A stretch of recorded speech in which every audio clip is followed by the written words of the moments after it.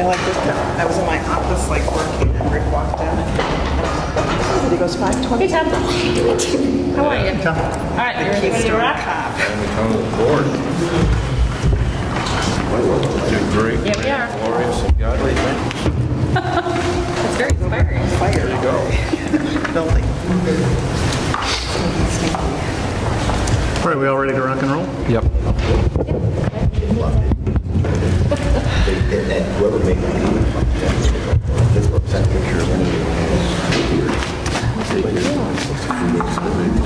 You were in your pajamas all good. It's a different kind of pajama day. All right. Call to order the regular board meeting for the Ridge-Niles School District 64 for Monday, May 20th, 2019. Carol, can you please call roll? Biaggi. Here. Little. Here. Pearl. Riles.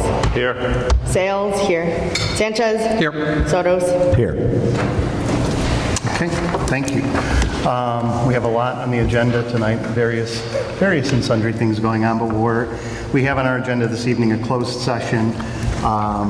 And I'm just going to pull this up. So we are here to discuss a particular compensation issue for a couple of staff members pursuant to Section 2C1 of the Illinois Open Meetings Act. So with that, I move that the board go to closed session pursuant to Section 2C1 of the Open Meetings Act. Second.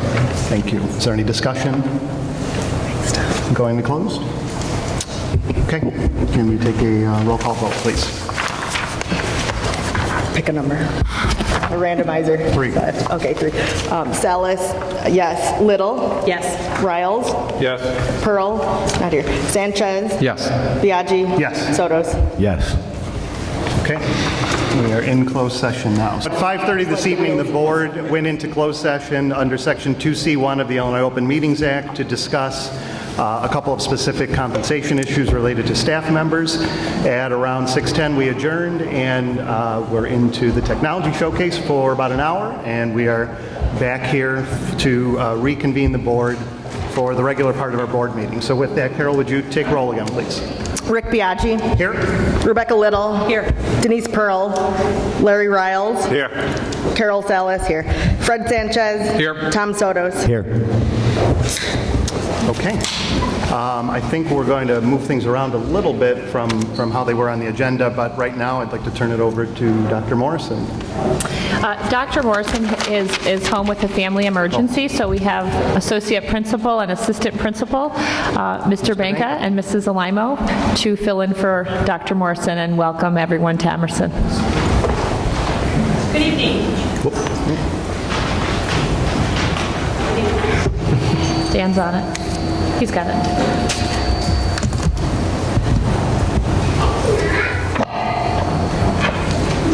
Good evening. Before we begin, I would like to extend an apology from Dr. Morrison. Dr. Morrison is not able to be here this evening and is disappointed that he cannot present the amazing efforts of Emerson Middle School. Dr. Morrison relays that it has been an honor to serve this incredible team of educators over the past 8 years. Before we begin our presentation, I would like to ask any QIT staff members to come on up to present with us. Any quality improvement team staff members present?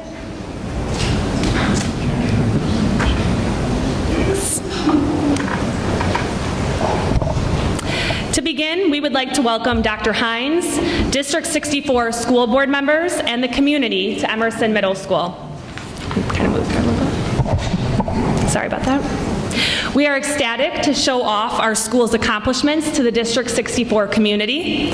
This year, it has been our goal for all staff members to provide students with opportunities that combine the community and the classroom. We have also been working feverishly to engage the community in providing resources and support to some of our school initiatives. These efforts were suggested during our previous Schools to Watch visit, which was conducted by the Association of Illinois Middle Schools evaluation team.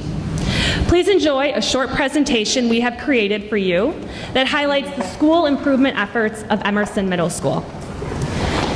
If everyone can please rise and join Emerson students in the Pledge of Allegiance.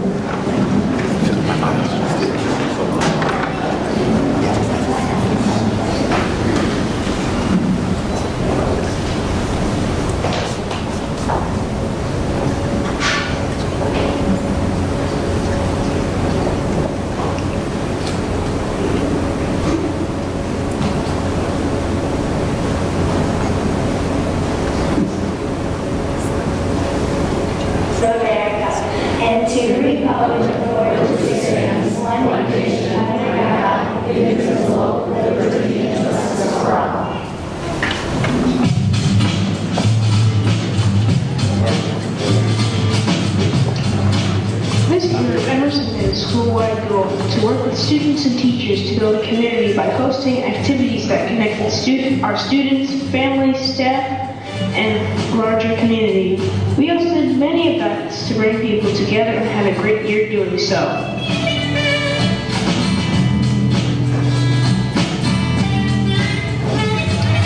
Emerson hosted its first outdoor movie night for students and families. Our Jumanji adventure had lots of delicious food, and a good time was held by watching all the movie on a large inflatable screen.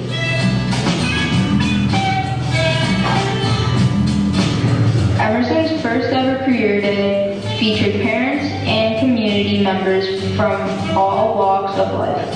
A judge, personal trainer, teachers, business owners, law enforcement, and more all talked to students about what it was like to work in their given profession and the steps they took to get there.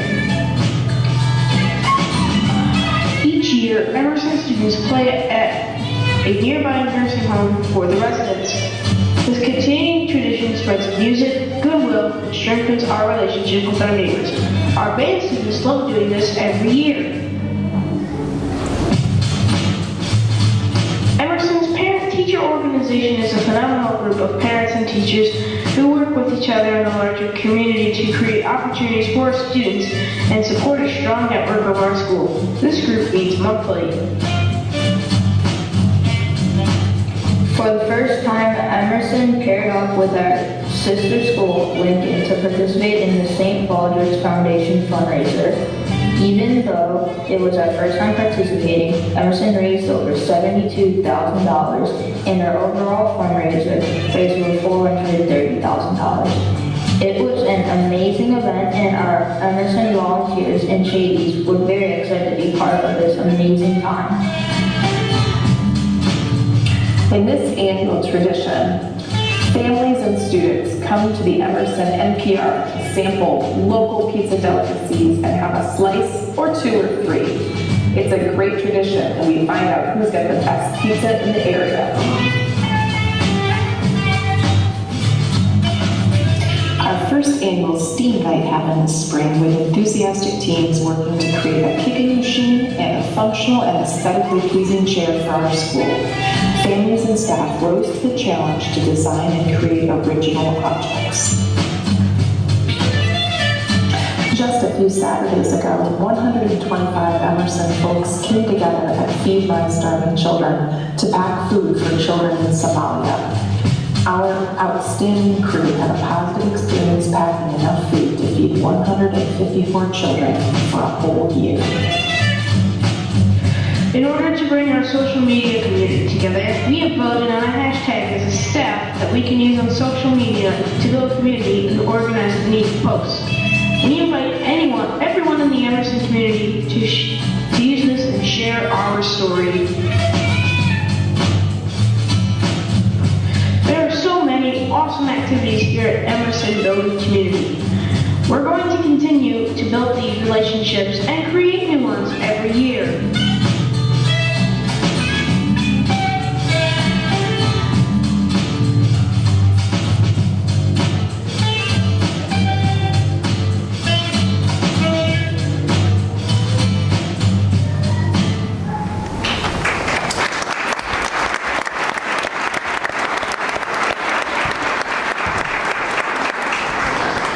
So as you can tell, we're very proud of our accomplishments this year. It's a great place to work. We've got wonderful kids. We have wonderful staff members. None of our efforts would have been possible without the work of our QIT team. So we have a select few members of our QIT team here meet with us 7:15 in the morning, do a great job of planning and helping us do great things for the kids in the school. So thank you for that. I'd also like to take this opportunity to recognize any other Emerson staff members who are in the audience at this point. Could you please stand up? I know we saw a few of you, so thank you guys as well. You guys, without your support, none of this would have been possible. So, appreciate it. Thank you. Thank you.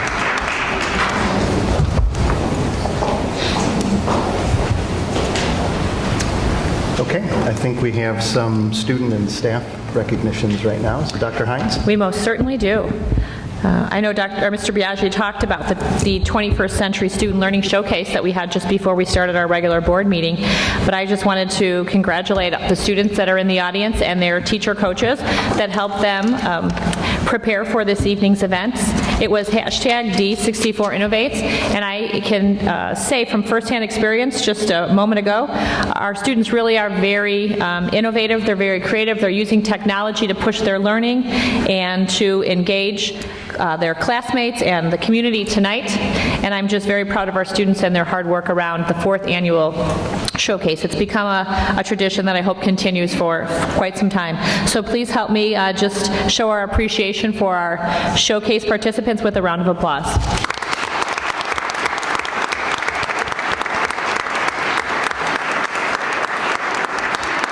Mrs. Kiefer, if you're in the audience, would you like to come on down to honor our young authors this evening? I'm a little shorter than Mr. Benka. Just a little. Hi, everybody. I'm Megan Kiefer. I'm the curriculum specialist for English Language Arts and also the coordinator for the Young Authors Competition. So this year we had over 375 manuscripts submitted, which is wonderful. These are students who choose to write on their own for the joy of writing and the joy of sharing their writing. So from those 375 submissions, each school has a coordinator that selects just one from each grade level to move on to the district level. Now, all of those manuscripts have been celebrated at their building level, either by sharing them in the library, having little luncheons, having them on display. So they've all been recognized. But the ones I'm here to share with you today are those that came to the district level and then were selected from the district level to be sort of the District 64 young author for that grade level. So there's several of them here in the audience, and I'm really honored to share their names and let them come. In the past, we've had handshakes for these young writers. Can we arrange that again? Yes, indeed. So if the board could form a line, we've done this before when we recognize our students. All right. Near Mrs. Kiefer, that would be wonderful. Okay. And I'll just warn any students here today, there are cords, so we don't want to have any tripping on the way up, so just watch where your feet are walking, and then I'll read your names, and as you hear your name, you can come up and be honored. Some of them even brought their manuscripts today. You can show that off proudly to these board members. So let me pull up my names here. All right, so from our kindergarten young authors, our winners were from Washington School. It's Rachel Bourne and Chloe Sanderson wrote together The Four Baby Turtles.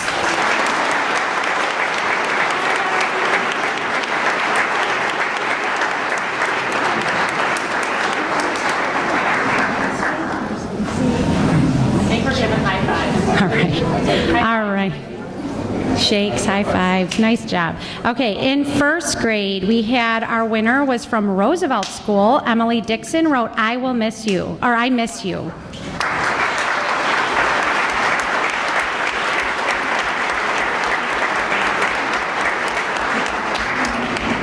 In second grade, our winner was from Franklin School. Her name is Aria Fioravanti, and she wrote The Darling of the Circus.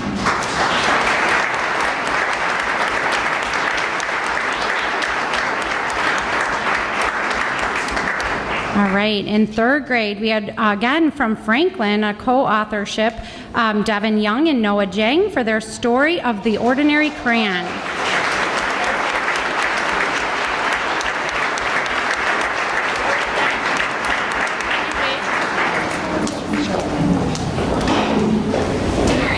And in fourth grade, from Field School, we had three girls, Sophia DiLorenzo, Lucy Secor, and Grace Magassi for My Best Friend is a Vampire.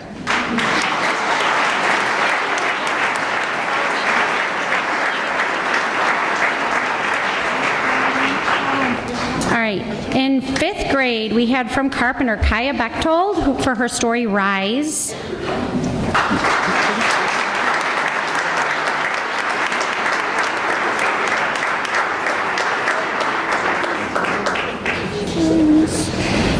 In 6th grade, we had a tie. We really had a team that could not decide between these two. So we had Thomas Hurley for The Greenest Stalk of Bamboo and Brianna Zahara with Lead Me Down the Right Path.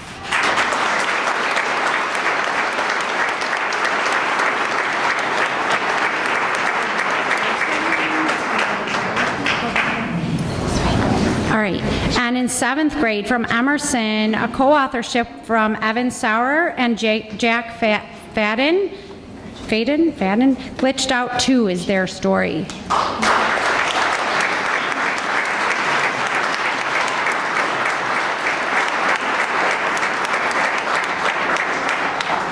he comes. All right. Come on this way. Thank you. And last from 8th grade, we had Emerson students Claudia Damusowicz and Macy Monaco for their file number 3007, Outbreak 32.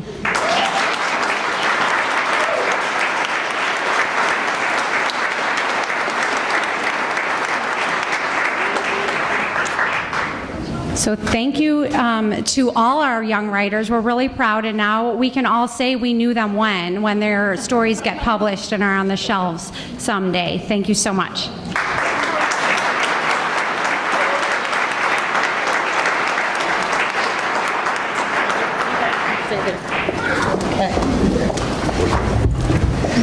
Thank you, Mrs. Kiefer, and congratulations to our honorees. We're going to take a quick picture. Parents, if you want to jump up and get a little closer, now would be your time to get a group shot.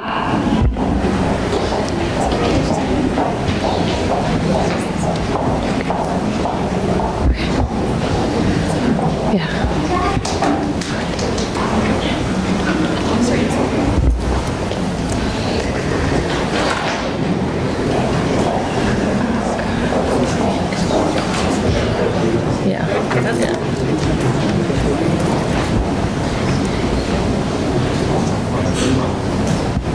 Thank you, young authors.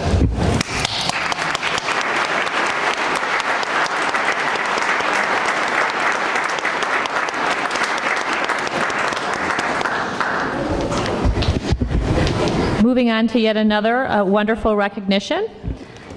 This year, District 64 was incredibly pleased to have 7 members of our first ever district-wide Special Olympic team compete at a track and field spring game event May 5th at Prospect Heights High School in nearby Mount Prospect.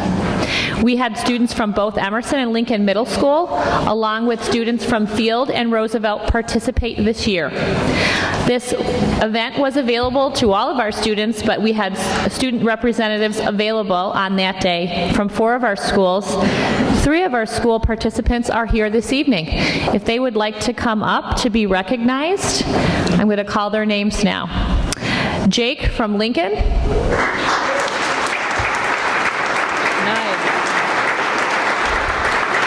Jack from Emerson.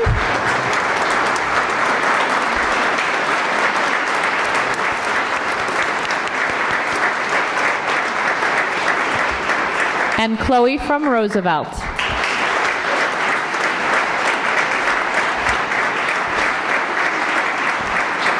And Kiki from Field.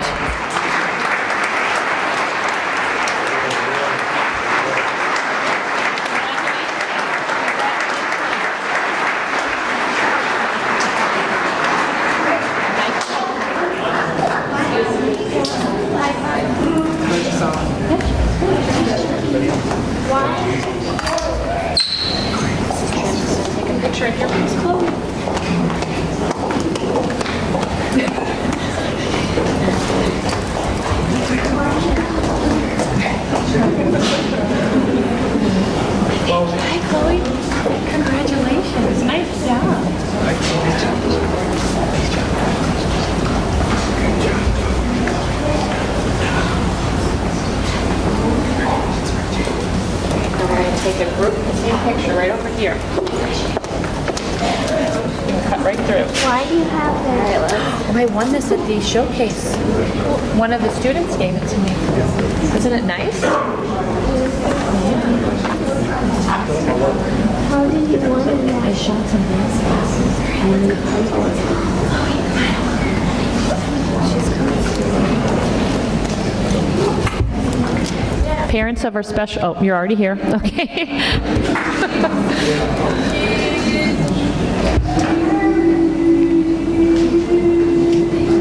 I would like to also recognize our coaches, Mr. Mata, Ms. Lamperis, and Mrs. Biancalana.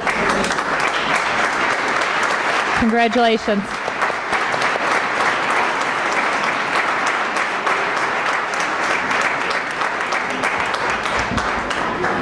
We're very excited with our inaugural turnout, and we look forward to an even larger number of athletes participating next year. Dr. Dwyer, I believe you're here to help me recognize our 2 wonderful Eagle Scout projects for this year.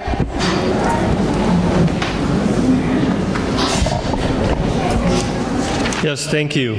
I know one of them is here. Jonathan is in the back, and we have another student. I haven't seen him tonight, Aiden Bushman. If Aiden Bushman is here, he can come up forward too.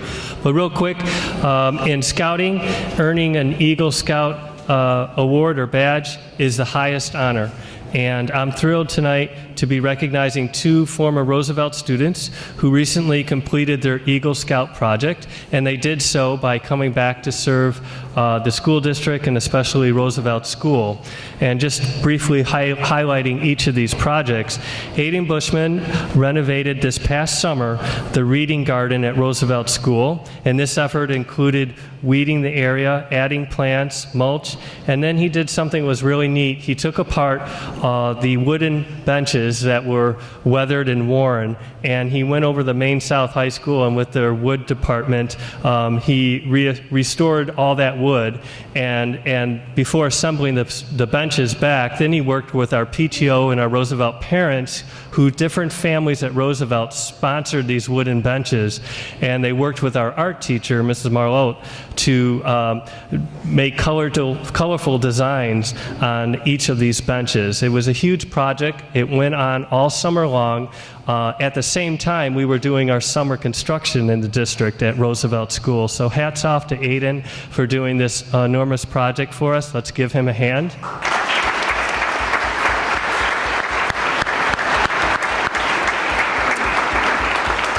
And then real quick, we have Jonathan Spaltowski, who I know is here, as well as his parents and even his grandparents.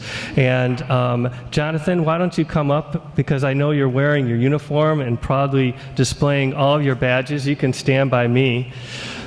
Jonathan undertook this enormous project at Roosevelt School. We are celebrating our 90th school year together, and Jonathan interviewed former teachers, principals, and students, and he even, through some work in our community, found a student who attended Roosevelt School back in the early 1930s. And he also found a family member of the first custodian at Roosevelt School dating back to 1928. And in addition to pulling together this research, he produced a video, he made a model of our school building. It's proudly displayed just outside the school office. And then he hosted a special homecoming in January for former staff members. And his efforts in doing all this were also featured on the front page of the Park Ridge newspaper this year. Congratulations. Thank you very much for preserving our history, Jonathan. You've done 90% of our work for our centennial in 10 short years.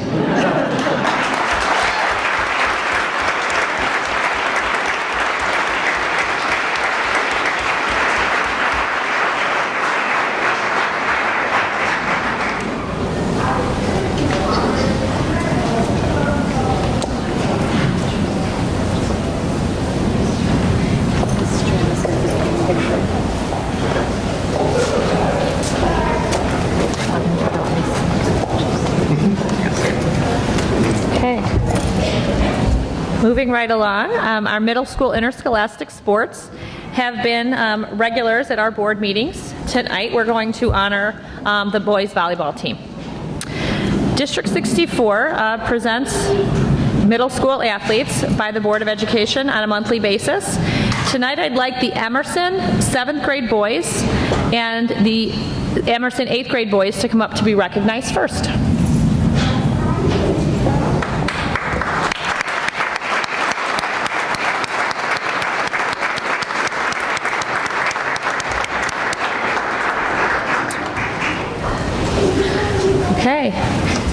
While they're shaking hands of the board members, I would like to let you know that our 7th grade boys, made up of 12 extremely hardworking and dedicated, responsible young athletes.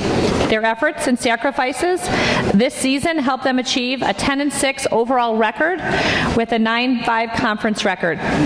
According to their coach, this year's team showed measured improvement throughout the season, both individually and working as a team. The Emerson coaching staff certainly looks forward to having these talented athletes become 8th grade volleyball players, and I want to share their most recent accolade. Over the weekend, they won the Mid-Conference Suburban League Championship. Congratulations to our 7th grade boys.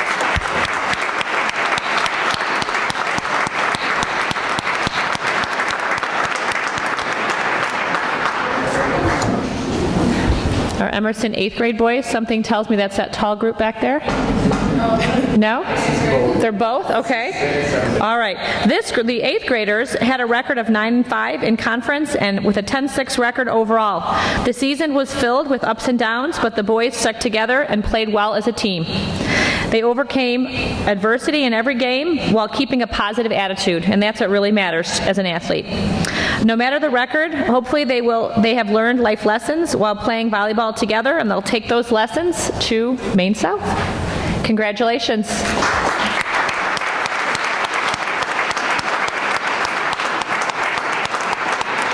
Okay, if our Lincoln Middle School boys volleyball team could come on up.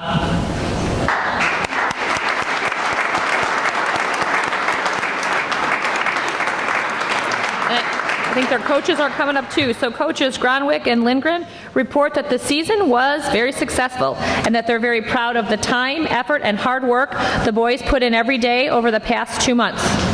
Both the 7th and 8th grade teams worked together well, and they took first place in their conference during the regular season. Congratulations. Athletes are not only great volleyball players, but they're even better teammates and leaders at Lincoln School. So a recent accolade for the 8th graders is they took first place at the conference tournament, and our 7th graders took second place. Nicely done, Lincoln. Come forward. Mrs. Tram won't bite you. If you could move forward a little. There we go. Congratulations, Lincoln Volleyball. While we're finishing pictures, if Mrs.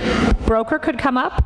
She has a lot to report in terms of the activity of our choral groups across the district. Thank you, Mrs. Brooker. Hi.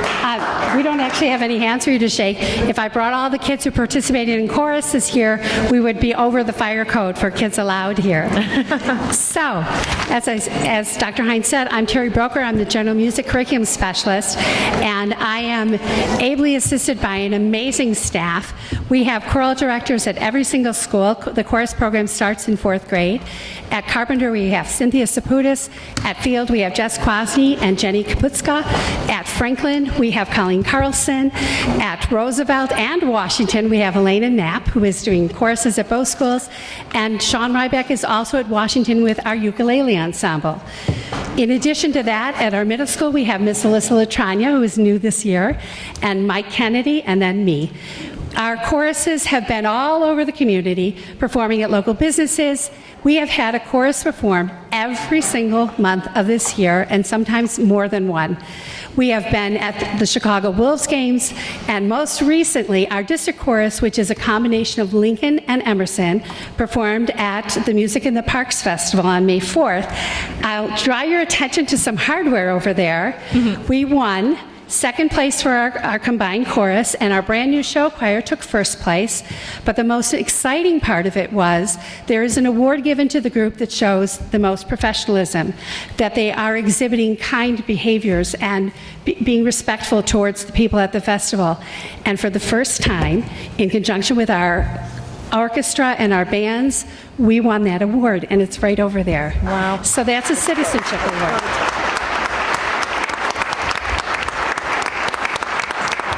And finally, as another portion of our extracurricular program, we have musicals at Lincoln for the very first time, high school musical directed by Miss Latrania, and then at Emerson, The Sound of Music. We had over 200 kids participate. It was an amazing event. So thank you very much for your time.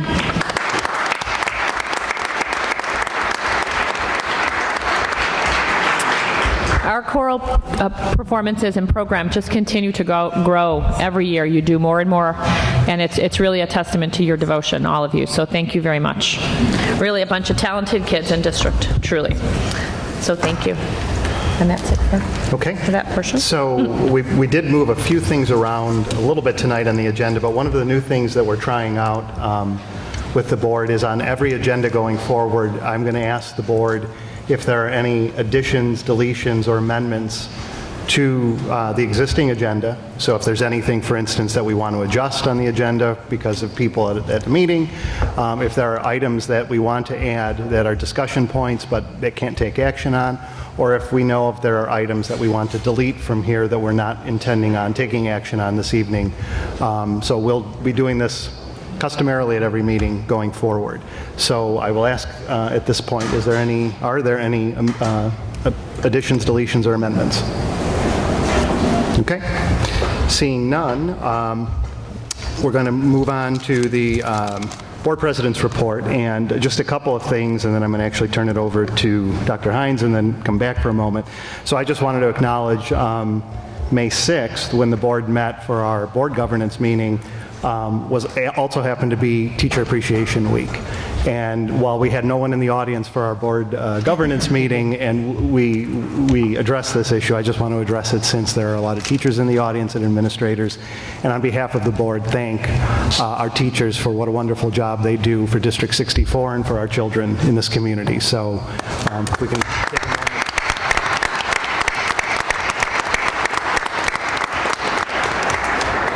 So we had a little incident go on here that some of you may have heard of yesterday, and I had asked Dr. Hines just to bring us up to speed. I know it's not an agenda item, but since it's in the news, I figured we might as well talk about it a little bit. As you know, yesterday, Franklin School experienced an incident when smoke was found emanating from an electrical service room at the back of the gym. Thanks to the prompt action of the Park Ridge Fire Department and a few staff members that were working on a Sunday, no matter how hard we begged that they stay home, the incident was handled swiftly and ventilation of the school began immediately. Later in the afternoon, we were informed that the State Fire Marshal would need to inspect the school before it could reopen. Therefore, the decision was made to close Franklin today. We appreciate the cooperation of the Park District that offered a full-day program for families in need of childcare at that very late with a little bit of notice. I did not hear from anybody at the Park District how many participants we had, but something tells me that we did have families take advantage of our partner at the Park District's offer. Today, we had a busy day at Franklin. The school was a beehive of activity as the following steps were undertaken. The State Fire Marshal completed the inspection of the electrical panel within the mechanical room adjacent to the gym where the problem occurred. At the direction of the district's insurance carrier, a licensed engineering firm also completed its review of the school. An electrical contractor was on site along with ComEd, which took until 4 o'clock to show up, to complete needed repairs, and a restoration company is continuing a thorough cleaning and a ventilation is underway within the affected area. At the end of the afternoon, I was pleased to report that the school was cleared for students and staff to return tomorrow, Tuesday, May 26th, although I did hear that Franklin students were planning sleepovers, hoping that tomorrow was going to be yet another day off of school. The gym is still under cleanup, so we will be unable to use the space for lunch, PE classes, or the Beyond the Bell program for the remainder of the week. Dr. Kowalczyk has made arrangements to relocate these activities temporarily. We expect it to be reopened when school reopens after the holiday weekend if all goes as planned.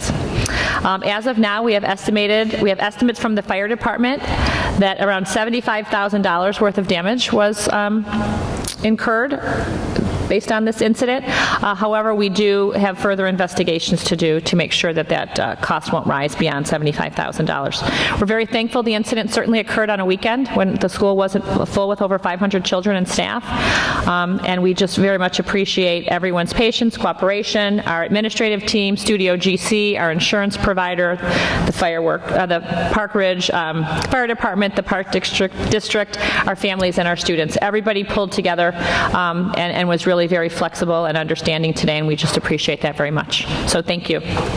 And I just want to echo those thanks, because the board was we were all getting texts, crazy texts. Our phones were lighting up Sunday afternoon when all of this was going on. And I think the staff here went above and beyond to address the issue. Ron, your team was terrific in doing that, and obviously Dr. Hines and everyone else on the staff.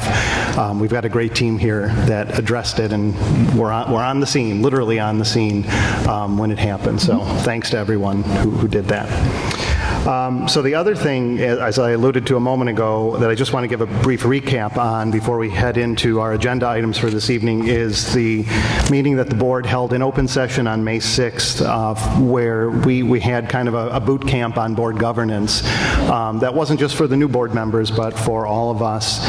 And it afforded us an opportunity to talk as a newly seated board on some of the expectations we had for the board going forward and our roles as board members. And I just wanted to touch on a couple of high-level items that came out of that fairly robust discussion that we had that went good 4 hours that evening. We talked about the board's role on social media and how it would respond or not respond, as we had kind of concluded at the end of the discussion, to issues going on social media, as well as what the district's role would be in that and how they might respond and or not respond. We talked about communications with the board coming from the public and how those would be responded to, as well as board communications going out to the public. And again, just for what it's worth, the board policy that's been in place for a long time has been that communications that are sent to a member of the public or the public in general come from the president of the board.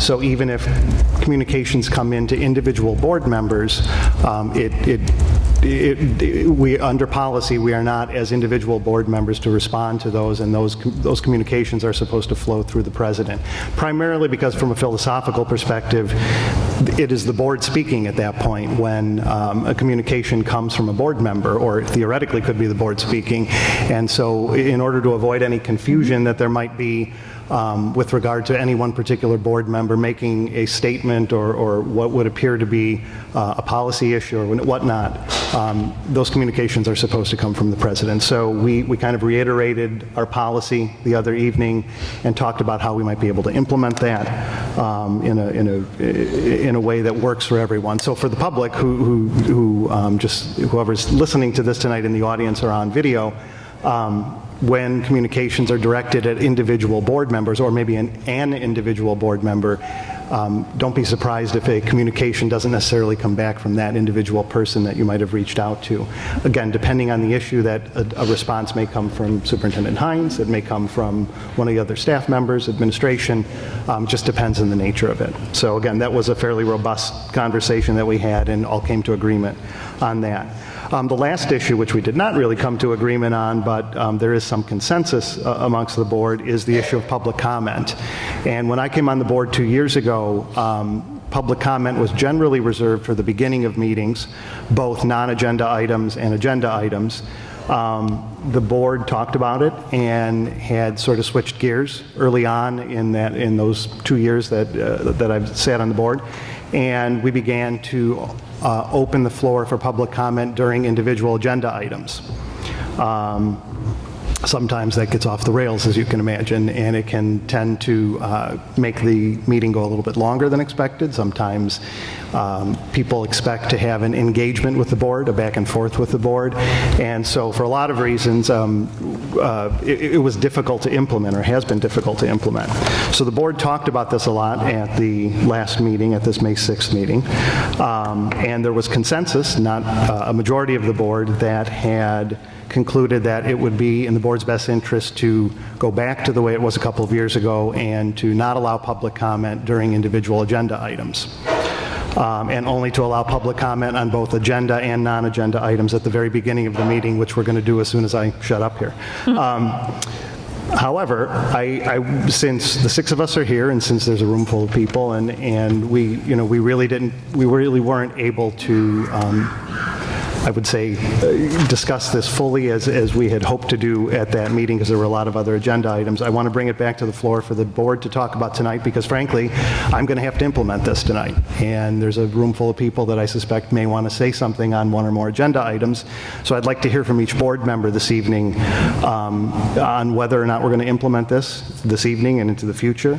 And I will start with my own personal comments on this, and then I'll start at the end of the horseshoe, and we'll go around.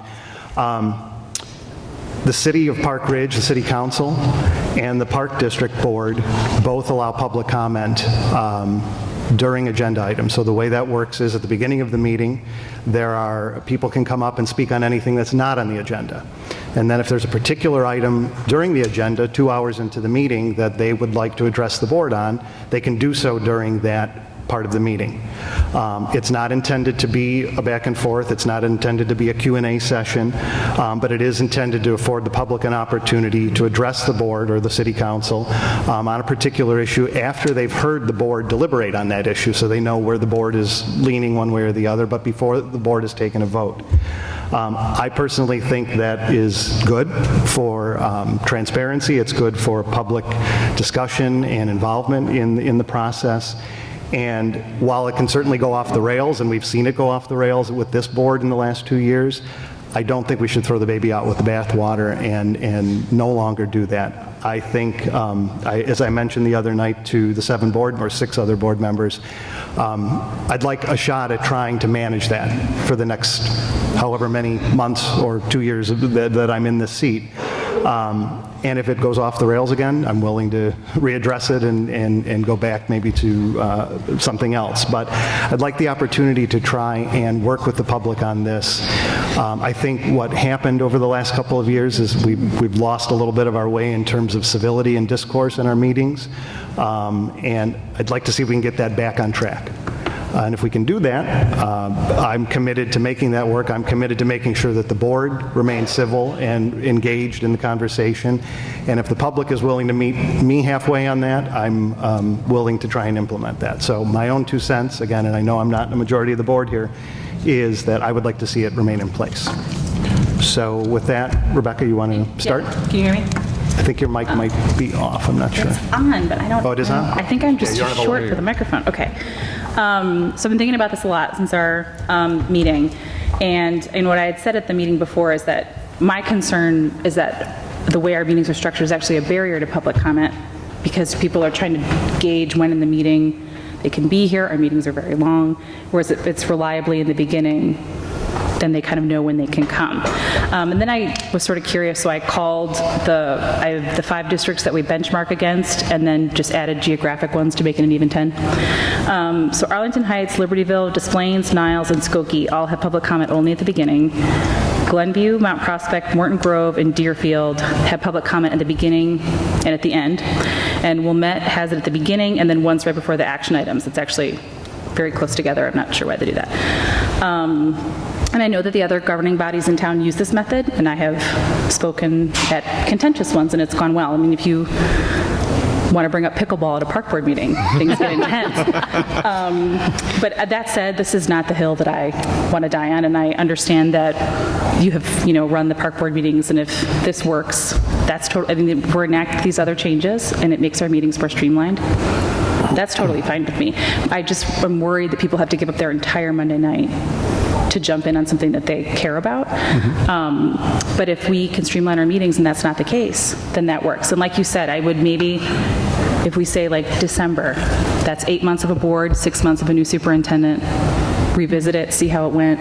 If it's worked, then maybe that's a good compromise. Because like I said, I'm not married to changing it. I just think that I think it's hard for people to gauge, someone's texting them while they're dropping off their kid, like, okay, it's 10 o'clock and they're on A4. Right. I mean, I think that was my point. But if you want to give it a shot, I'll go with you.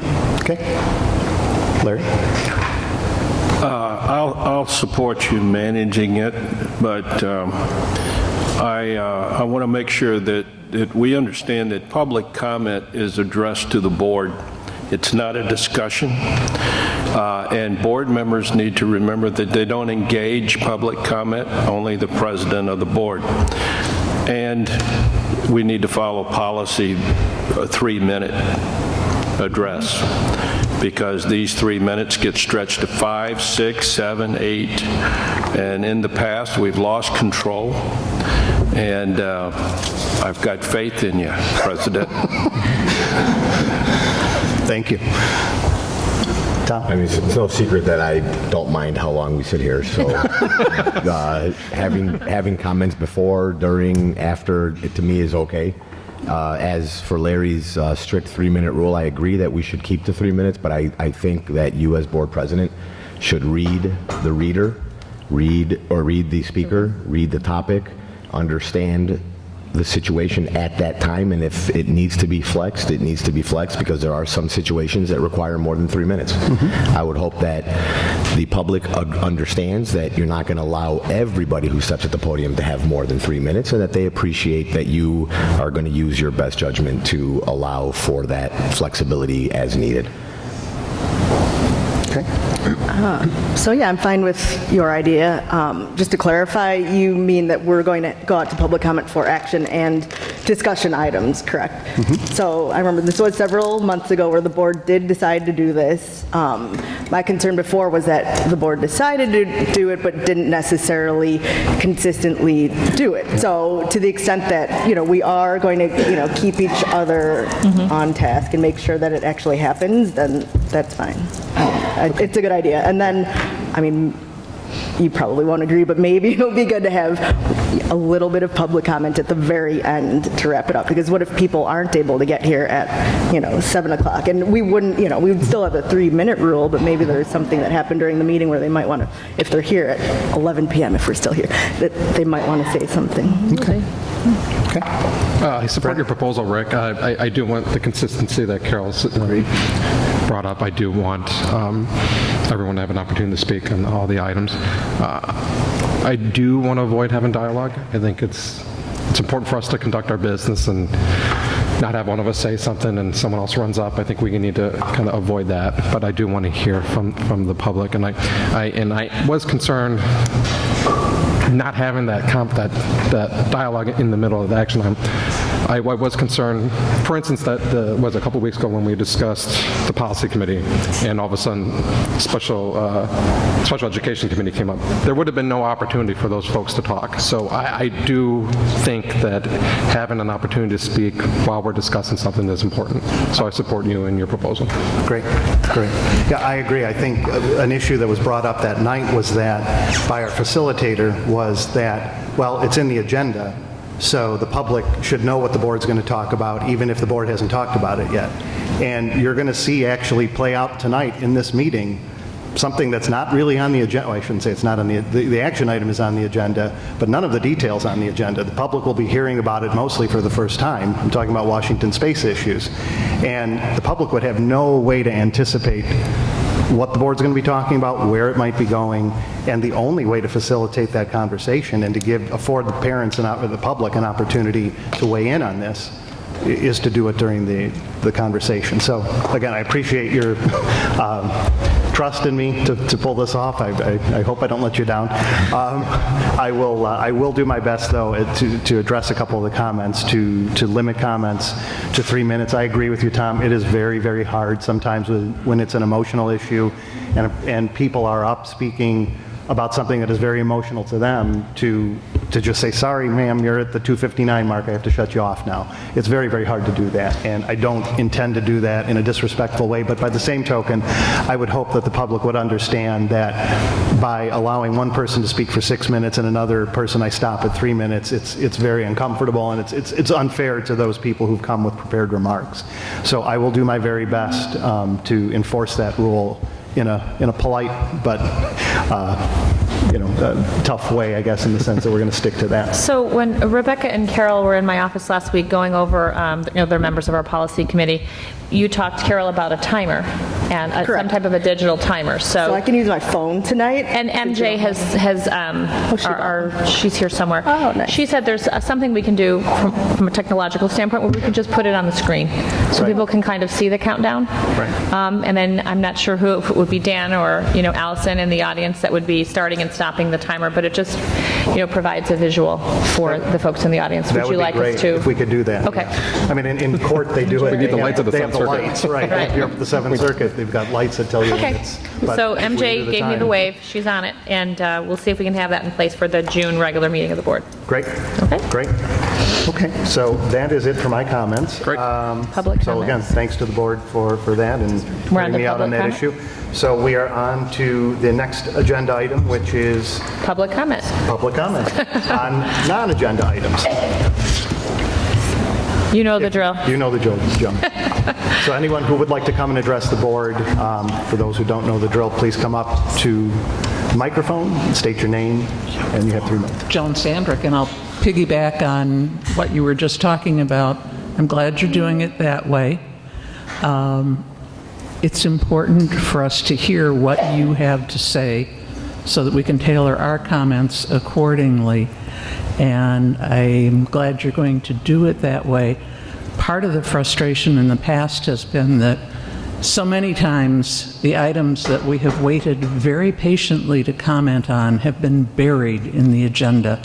So it is my fond hope that items that are probably well recognized as being of importance to the people in the audience are at the front of the agenda, and items that are less so are at the back of the agenda. And since heavy is the head that wears the crown, Rick, gets to set the agenda, I hope you'll be mindful of that. And it may cut down on a lot of the extraneous conversation.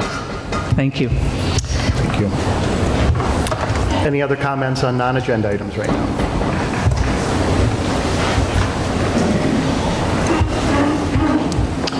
Hello, my name is Rob. Can you hear me? Yep. Yes. Hi, I'm Rob Shainstead. I have a kid in Lincoln. First of all, congratulations to the board, and God bless you. And really appreciate it. Quickly, I want to talk about something that was talked about on the old board meeting just before you got seated. And that was around Math 1 and Math 2, this integrated math program that's being started. And it is impacting the 7th grade to come. And I've had some concerns with that, given a discussion that District 207 has initiated this new math curriculum, and District 64 has picked up that baton. And back in October, actually was in this room, I've learned some things and brought up some comments, and let's just say folded up to, well, let's just leave it to the unpacking of it. Once we get to know it more, we get our teachers involved, we get the curriculum established, that was great.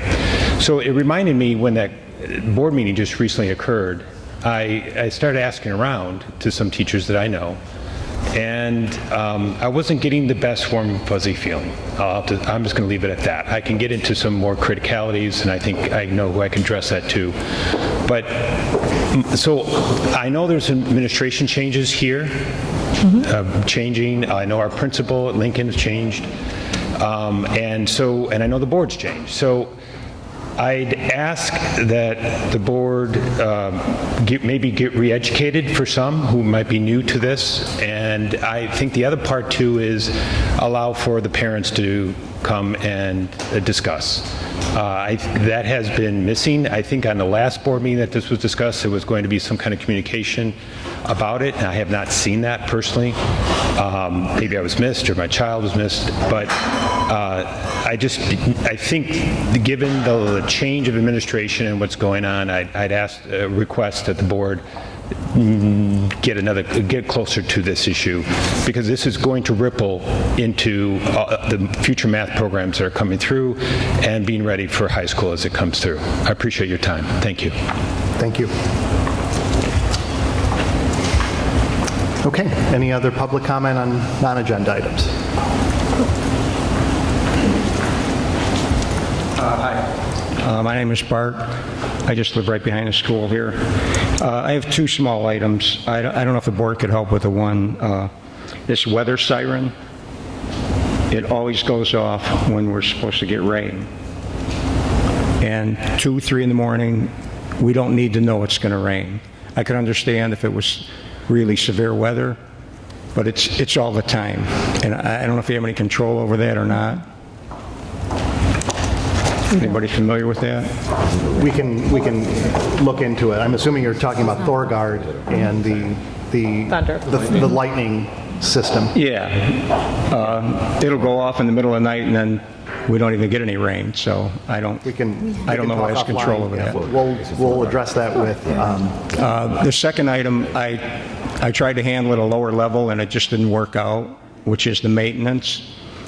I know we've had a lot of rain, so the grass is growing high, but they're very erratic on our fence line, trimming, and I just wonder if you could, I don't expect them to do it every week, but when they do have time.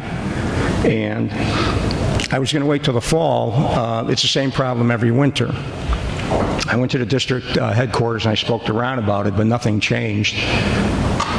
Over the winter, the guys aren't out here doing that type of maintenance work. And what happens is every year there's like a box, and I know they're kids, potato chip bags, pop bottles, laying all over. And I asked them if we could just, like on a Friday or Monday, have somebody go through once a week and, just kind of police the area. But it's never happened.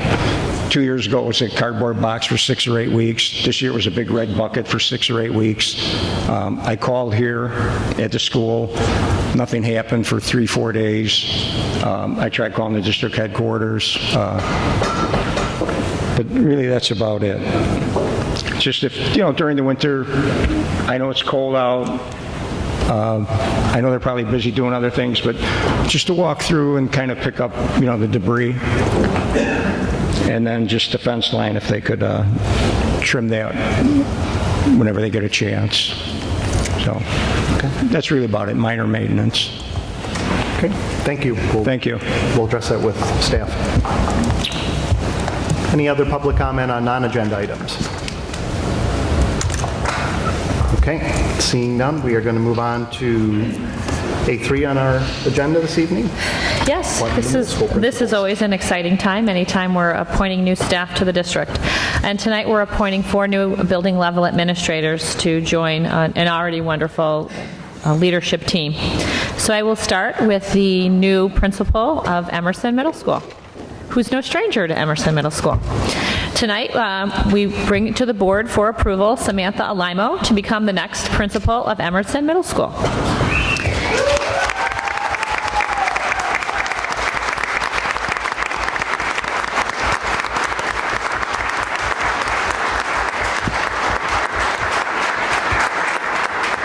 If her name sounds familiar, it's because less than a year ago, we were here when she was approved to fill the newly created position of Associate Principal at Emerson School as a direct result of Emerson's continued enrollment climb. She's done a wonderful job in her first year and has been a strong partner to Mr. Benka, who's been here for quite some time, way in the back, and Dr. Morrison.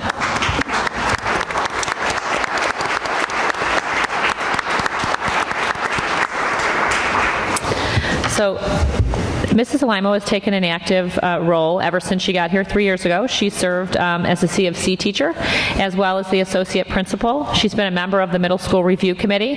She's co-led Emerson's data, behavior, and crisis management team. She's involved in the QIT team and has really been committed this year to helping build that community and school partnership with the activities that you saw in tonight's video. Throughout the interview process, in which I was part of early, and then Dr. Olson stepped in and took over because these are some of his first tasks as a soon-to-be new superintendent here in the district.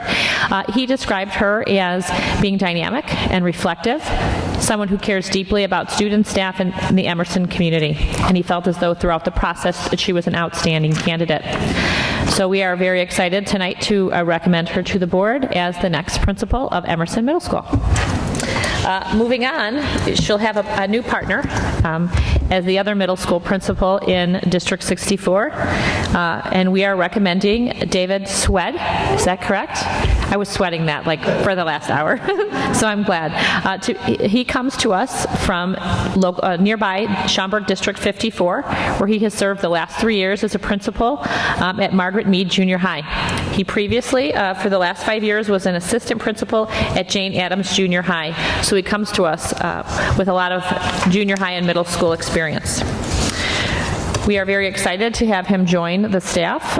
He's a native of Park Ridge, and he quickly rose, according to Dr. Olson, to the top of the list as an ideal candidate to join this leadership team. He, like Mrs. Alaimo, was caring, energetic, and showed a lot of passion for students and education. And as I said a moment ago, he's got that extensive middle school experience that will be put to good use as he takes the helm of Lincoln Middle School. He is a graduate of Illinois Wesleyan University, and he holds a master's degree from the University of New Mexico. We are excited to have before the board the recommendation for our 2 new middle school positions to be filled this evening. So please help me welcome our 2 new middle school principal candidates.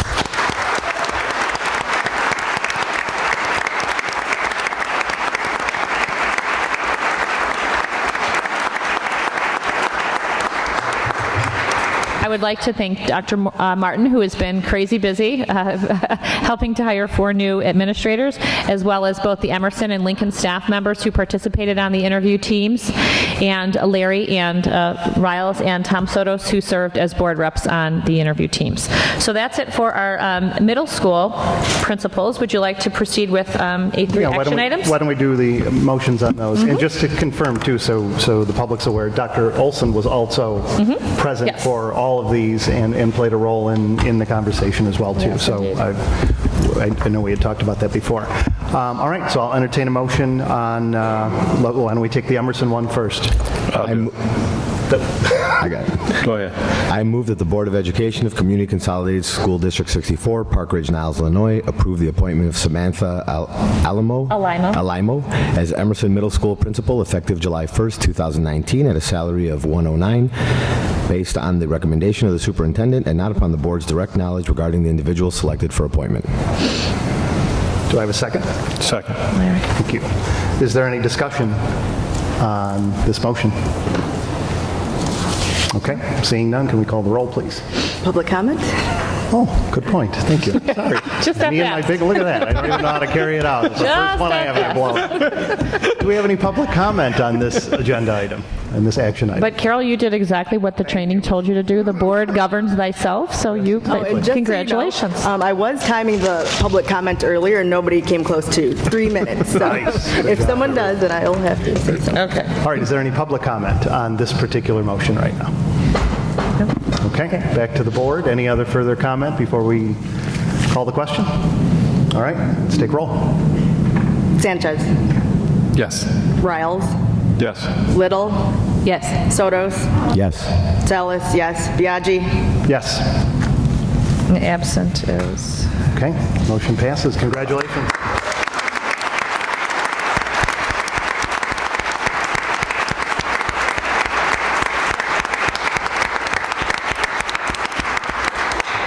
And now for our second motion. Okay. I move that the Board of Education and Community Consolidated School District 64, Park Ridge-Niles, Illinois, approve the appointment of David Swed as Lincoln Middle School Principal effective July 1st, 2019 at a salary of $113,000 based on the recommendation of the superintendent and not upon the board's direct knowledge regarding the individual selected for appointment. Second. Thank you. Any discussion by the board? All right, any discussion from the public? All right, back to the board again, nothing? All right, roll please. Riles. Yes. Sotos. Yes. Sanchez. Yes. Salas, yes. Biaggi. Yes. Little. Yes. Congratulations.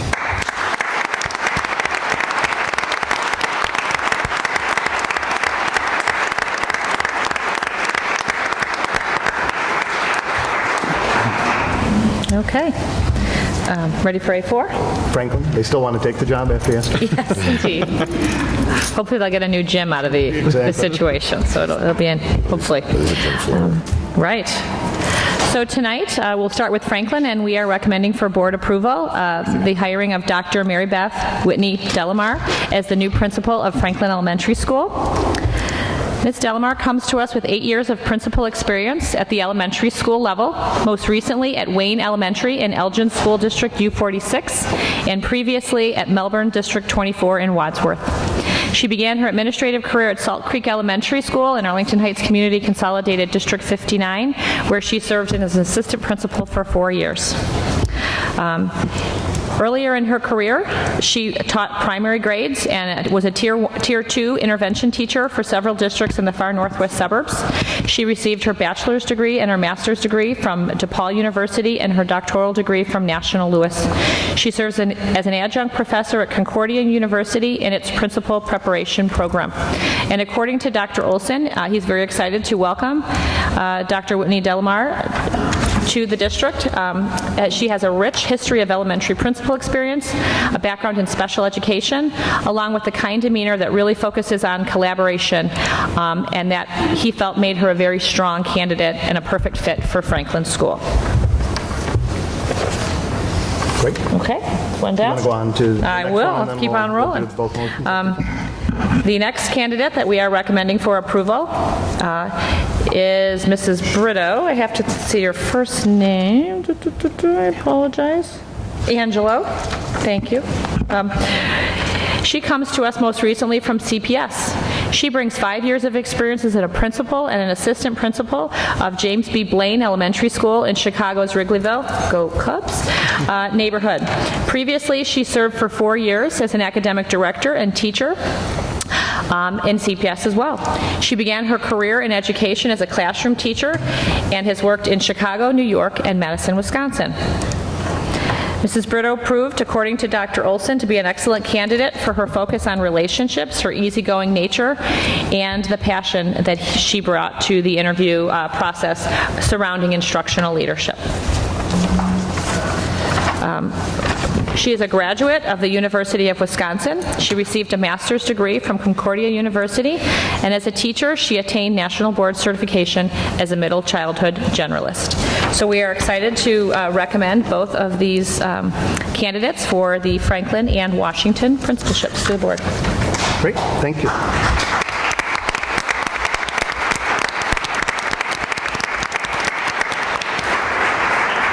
Okay, I'll entertain a motion on the Franklin School Principal. I move that the Board of Education of Community Consolidated School District 64, Park Ridge-Niles, Illinois, approve the appointment of Mary Beth Whitney Delamar as Franklin Elementary School Principal effective July 1st, 2019 at a salary of $118,000 based on the recommendation of the superintendent and not upon the board's direct knowledge regarding the individual selected for appointment. Do I have a second? Second. Thank you. Any discussion from the board?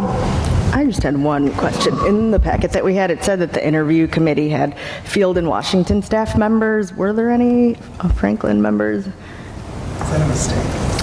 That may have been, it was the Franklin staff, not the Okay, Field so staff. maybe it was just a typo. Okay, no, that's all. Thanks. We do have a lot of faith in how our field teachers would feel. No, it was Franklin. Exactly. Any other comments from the board? Okay, any comments from the public? All right, seeing none, and none other from the board, I assume then, let's take a vote. Little. Yes. Sanchez. Yes. Biaggi. Yes. Riles. Yes. Sotos. Yes. Salas, yes. Okay, congratulations.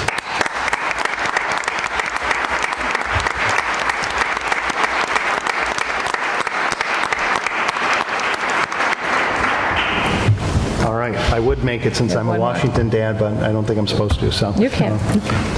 No, go ahead, go. I'll let somebody else do it. Who's got it? I guess I'll do it. Tom's going to do it. I move that the Board of Education of Community Consolidated School District 64, Park Ridge-Niles, Illinois, approve the appointment of Angela Brito as Washington Elementary School Principal effective July 1st, 2019, at a salary of $134,000, based on the recommendation of the superintendent and not upon the board's direct knowledge regarding the individual selected for appointment.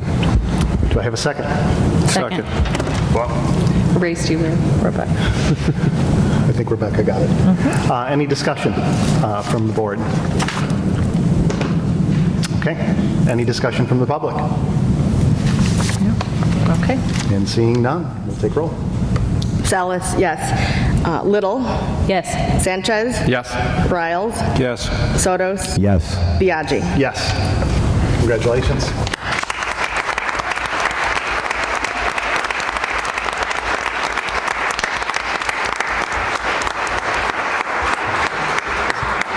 Is that a record for the most administrators hired in one board meeting? Yes, in my 5 years, yes.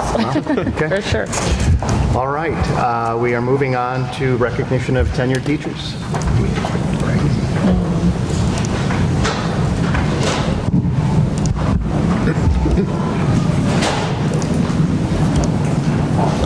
Oh, Joel, are you? This one's yours, Joel? Okay.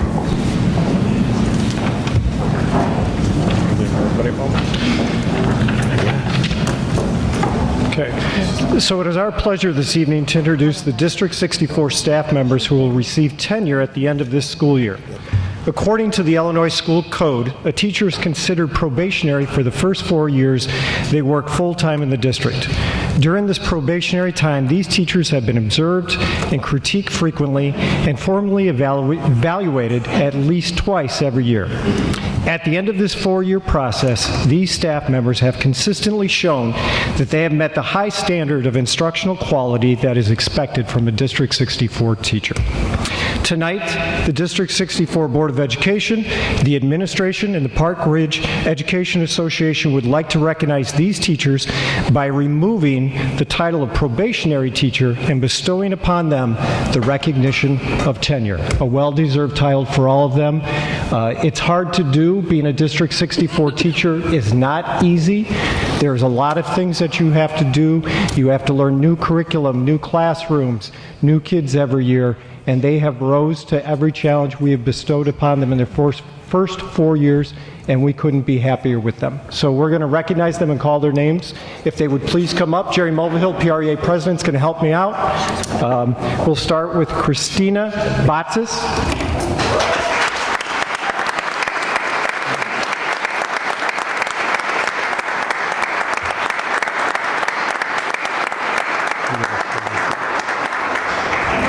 Catherine Contreras.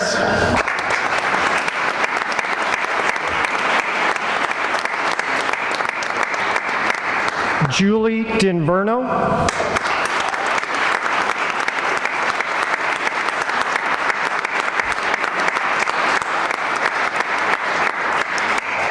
Keith Ingerreiser.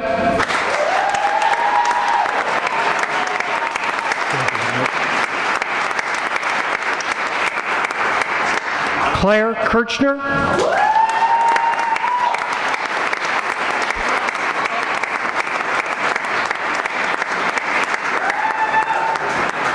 Jacqueline Mayer.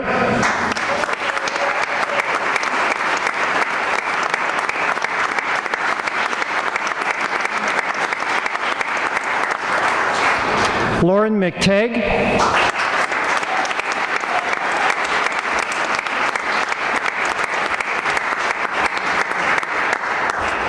Kevin Michael.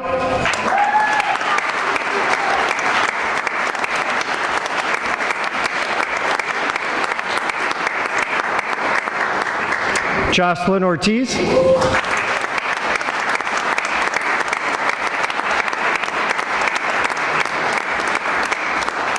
And Michelle Wazalewski.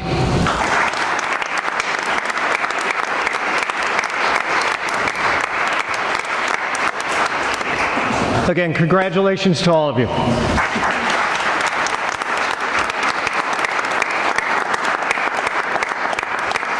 I'm also going to take a moment. We've thanked our students, we've recognized some principals, and now we've recognized the teachers who make all of this happen.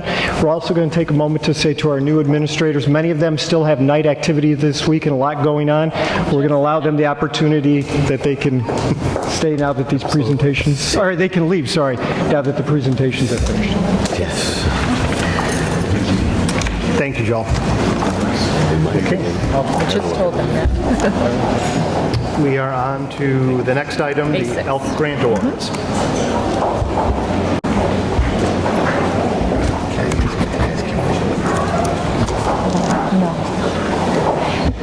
Kim Urso, well, here she comes. Our lovely and talented chairperson of ELF. I'm going to turn the floor over to you. Okay, thank you. Good evening. My name is Kim Urso. I'm the chair of the ELF Committee, Elementary Learning Foundation. And so thank you for providing me a couple minutes this afternoon or this evening to recognize some extraordinary and innovative grants that were submitted by our excellent teachers for the upcoming school year. This year, ELF received 14 grant submissions totaling just under $70,000. And I'm proud to announce that ELF is able to award over $21,000 to 5 grants this year, which is advancing the total direct grants over $814,000 since 1994. So thank you. Really impressive. So I think a lot of our teachers are here tonight, so I'll call you up, and when I do, please come up so I can give you a certificate. The first grant to be recognized is the Tower Garden Grant, submitted by 4 second-grade teachers from Carpenter. Congrats to Shelly Mata, Tamara Furman, Renee Jerzik, and Christine Ferraro. Are you here?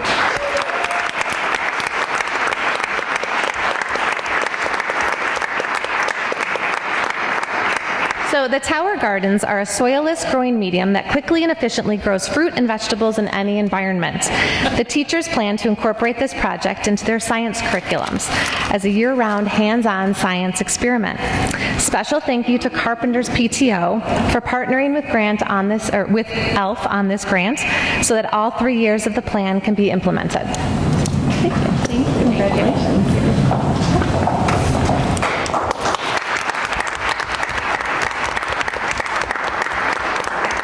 The second grant is from Field School, and Lynn Condon and Jason Bednar were the ones that submitted the grant. And so these educators will be introducing something called Movement Pathways, and that's going to be at Field this year, and they plan to include all of the schools within the district. So it sounds like a lot of movement's going to be going on in those schools. It's an exciting intervention to learning. Movement Pathways uses all environments, including the floors and the walls, to perform an appropriate physical activity, all while learning and having fun. So, thank you.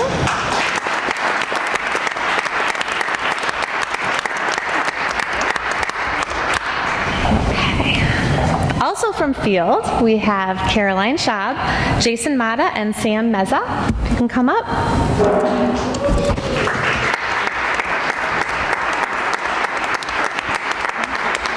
So working together with Field's PTO, this grant will provide the community of Field School one common experience this summer, the opportunity to read Katherine Applegate's book, Wish Tree, as a family. The goal is for every person in the Field community to experience this amazing community building novel to set the stage for next year's school theme of Everyone is Welcome Here.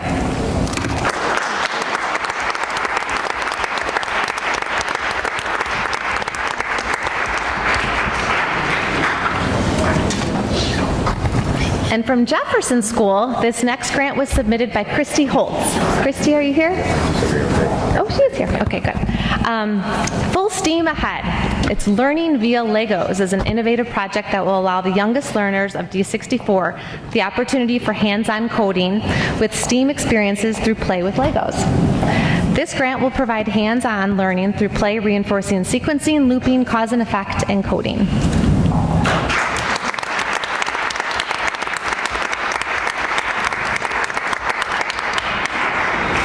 Okay, and last but not least, this 5th grant awards benefits to all 5 D64 elementary schools and was envisioned by the following instructional technology coaches: Kevin Michael, Tiffany Costa, Rachel Lebez, Jessica Radick, and Angel Villarreal.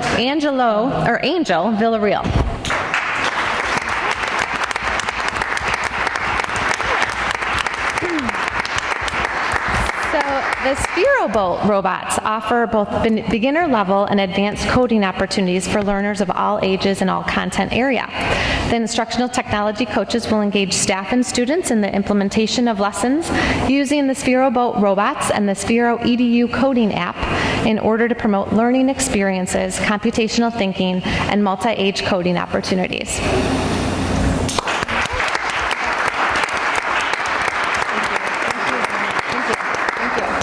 So congrats to to everyone awarded a grant. Very exciting. And thank you again for your time tonight. And the support that ALF receives from the district and all of our schools is wonderful, and we couldn't do a lot of what we do without you. So thank you very much, and have a great evening. And Kim, I just wanted to say thank you. ALF is always wonderful to work with. Their motto is we raise money just to give it away, and we appreciate how hard you work to do that. I know you always say at your meetings you wish you could raise more money. I love that you guys are mixing it up and you have new ideas to bring fundraising into the district to help our teachers bring innovation to the classroom. So thank you. Thank you.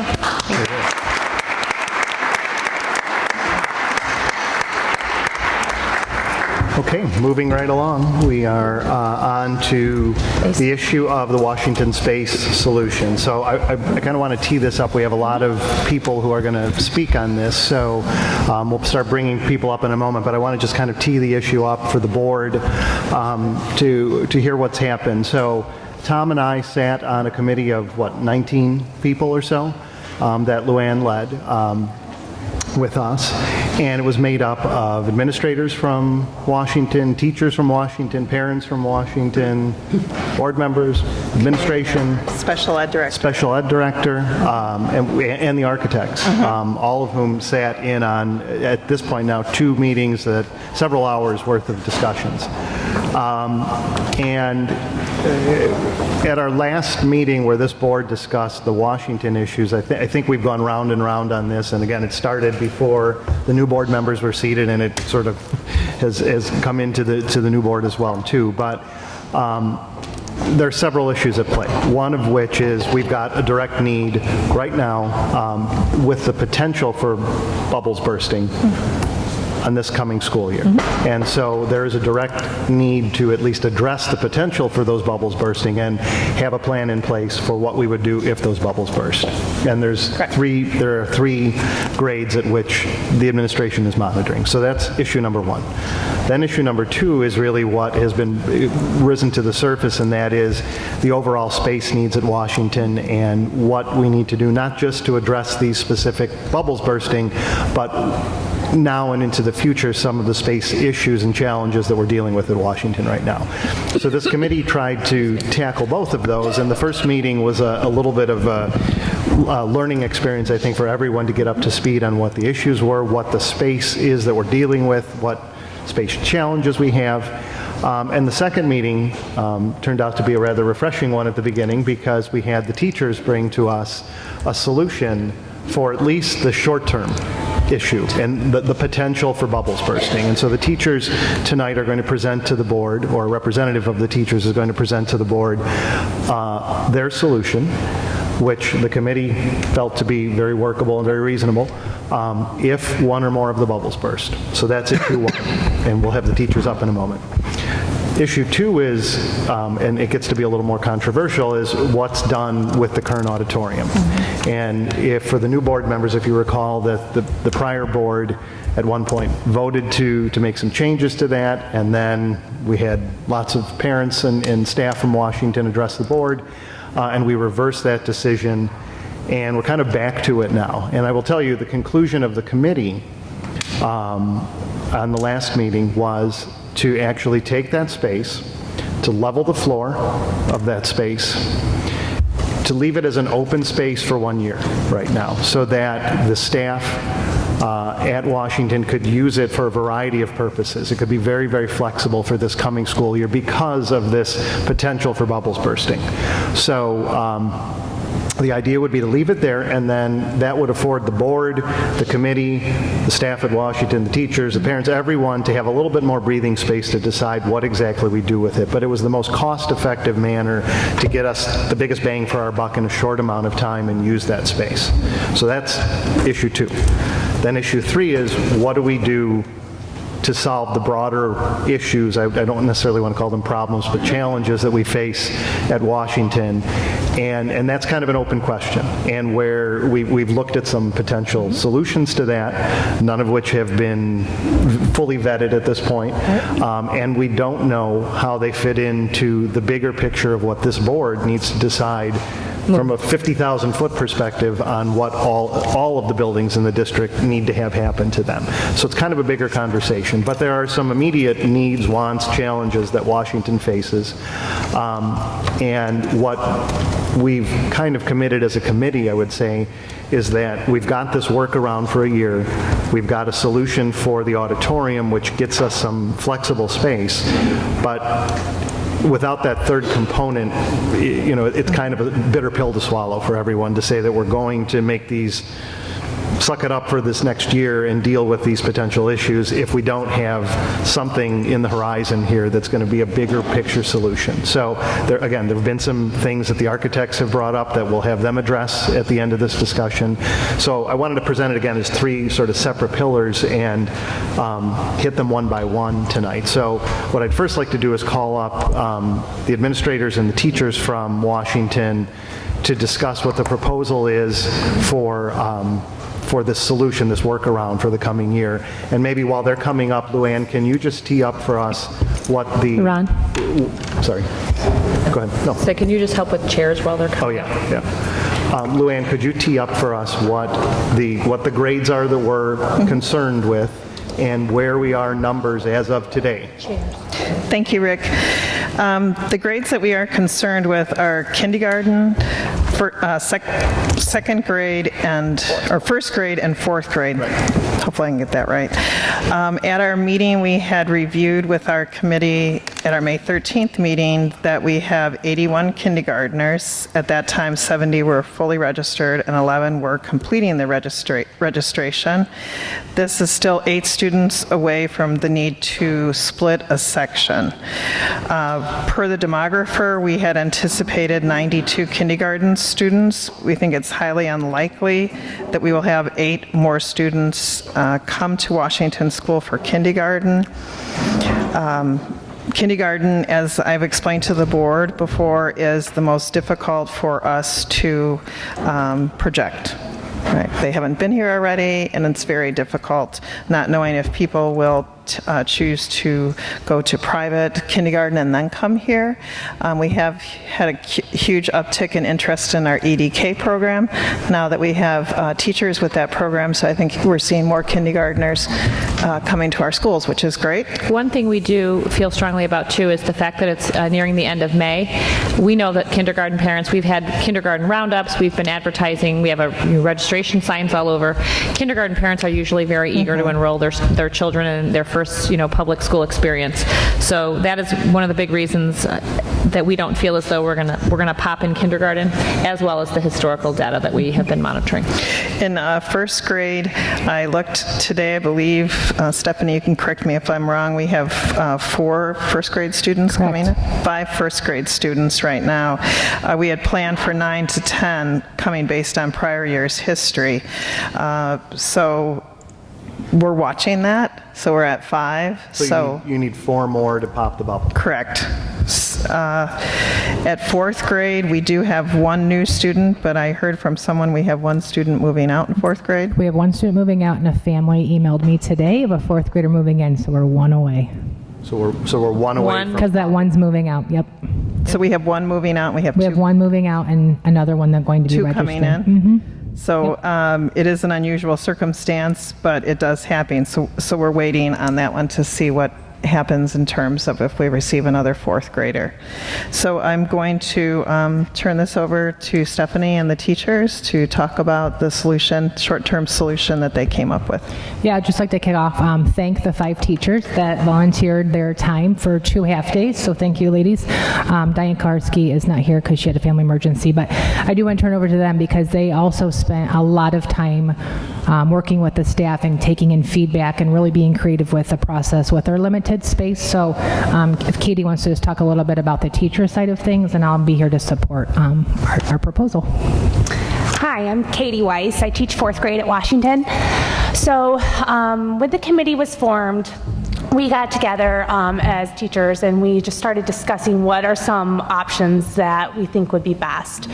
We met daily to discuss this, along with offering multiple opportunities for our staff to come and have a conversation with us about how would you see us fixing this short-term solution of next year. we wanted to find a solution that would have less movement of teachers and also something that would work best for our kids. And so thinking about this, I'm also in 4th grade, so I'm one of the bubbles who's going to pop, and I'm getting that cohort that is a larger cohort coming in. With kindergarten, we are currently 8 away. And so kindergarten's class size, traditionally, we like to keep it at 22 or lower. It is one of our largest classrooms, too. So if we do go over that bubble of adding an assistant full-time, we figured would be our best solution short-term. Similarly, at 4th grade, if we do get that one more student, going over our class limit, which is typically 26, we would add a full-time assistant. And something we were very adamant about is this would be someone who would stay in your classroom, would not be someone who would move, that this would be another adult working with you. Lowering the adult-child ratio would help with that class size going a little bit over. With 1st grade primary, especially since we do not have full-day kindergarten, I think upping that class size and adding a TA is not the best decision. We have an available classroom where our instructional resources in. There's, how many are on that caseload right now? There'll be 5 next year. There'll be 5 students on that caseload, and to have them in a full gen ed class, we decided that it would be best if they moved into we have an LRC classroom. It's not an ideal place. However, in the short term, we feel that that would be the best choice of a place for them to go. And then opening up that gen ed classroom for that 1st grade bubble pops. So that would give us 5 1st grades. Yes. And if we don't pop at 1st grade, then the instructional special ed classroom would stay in one of the... Actually, they would still go to LRC. 4th grade, that's right, 4th grade. If 4th grade pops, then they would go into that classroom. So if kindergarten would burst, that would be the only classroom with a TA. So we really, is this on? It's on. There you go. So we really tried to plan in case all 3 popped, so that way we were completely covered with our spaces.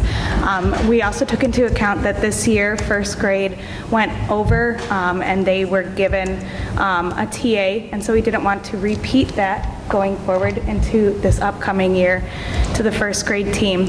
And then also keeping in mind that 4th grade does split for reading and math, and so we have higher numbers of CFC kids, so those 27 students would not always be in that classroom. So I wanted the board to hear this. I wanted, because it's very important, I think, for the board and the public to hear that this wasn't just something the committee in an hour and a half put together. This was something that the teachers and the administration spent a great deal of time coming up with, because and tell me if I'm talking out of school here, but we're in a bind. I mean, it is what it is. We're dealing with a physical space that can't be changed necessarily in a short amount of time, at least by August. And we've got to do something to get us through this year. Now, that doesn't mean we're just going to kick the can down the road, but this is kind of the deal that we've all discussed that we could live with for a year while we talk about how to fix the bigger problem. Yeah, the committee talked about, then there will be a committee to talk about the long-term solution after we recommended the short-term solution. Right. And this does mirror the process that has been followed for a very long time in the district. If we go over the class size guidelines, we can either split a section or we can add a TA, and it's done based on grade level and a conversation with central office administration, myself, and typically Joe will get involved, and Drs. Martin and Lopez are involved in those conversations. So it's a similar process that is followed at all of our schools.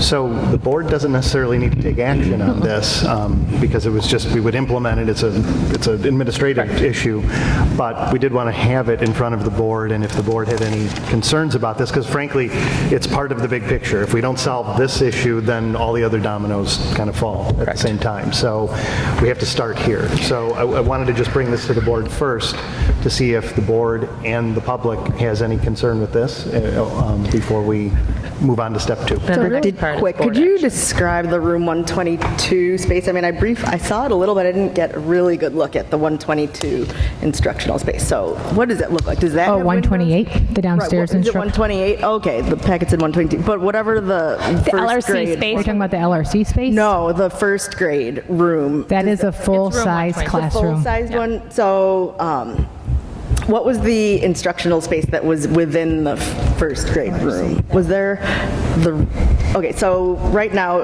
I'm looking at committee recommendations. It says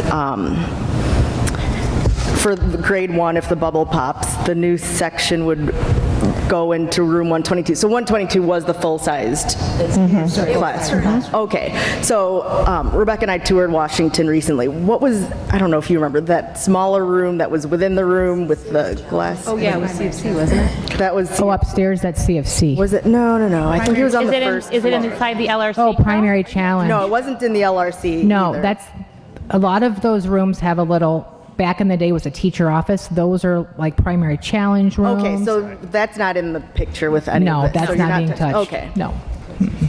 Okay, so the 122, was that the room with all the cubicle partitions? Yes. Okay.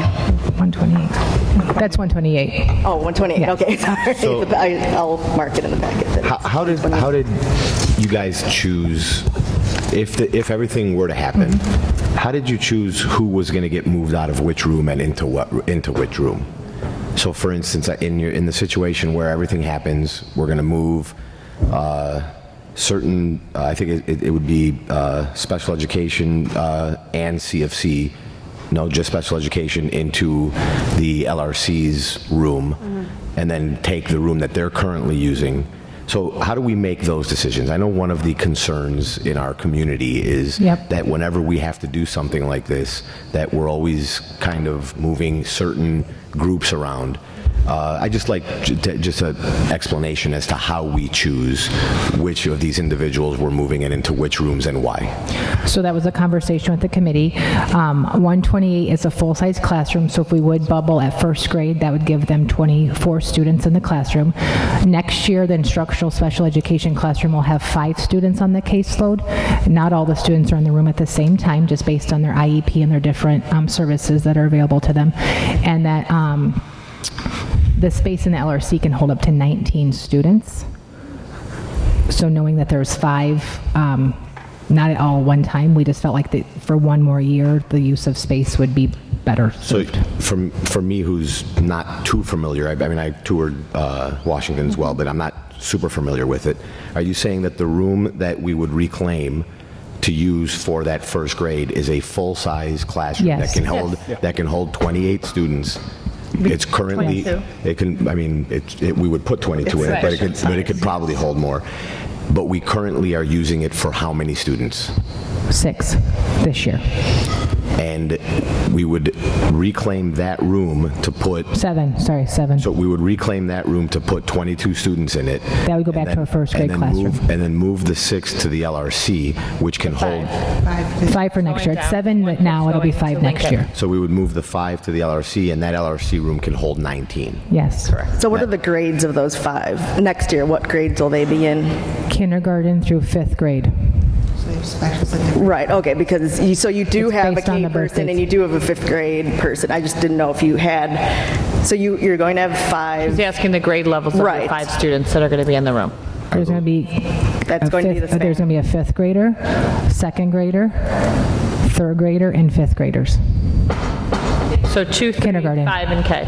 Yeah. 2, 3. Okay. Yeah. Are they in that room? And kindergarten's half day. Are those individuals going to be in there, or currently now in the room that they're in? Are they in it all day? No. For how long are they in that specific room? It depends. It depends on their IEP. Some are, but then they go out for specials. And they're all specials at different times. So what percentage would be the highest percentage so what would be the longest percentage of the day, It's an basically? instructional classroom, so it's a fair amount of the day. by and large, they're in the instructional classroom for their core subjects, and then they're pulled for their specials. So depending on the master schedule, it could be 1 or 2 specials in the day. And then Stephanie and Janet, in terms of related services, are some of them delivered in the classroom and some of them delivered outside of the classroom? Some are out. Both. Some are in, some are out. And some students will go to the general. Use the mic, Caitlin. She's one of the special education teachers at Washington. Some related services do push in social work, speech, and some are pulled out into their offices. Also, some of the students go to their gen ed classroom for science and social studies, social emotional time. It depends on every kid. So it's hard to give a number because each kid is that I in the IEP makes it very individualized. Is there any kid this year who currently, I mean, I would think that we would know what has happened in the past year.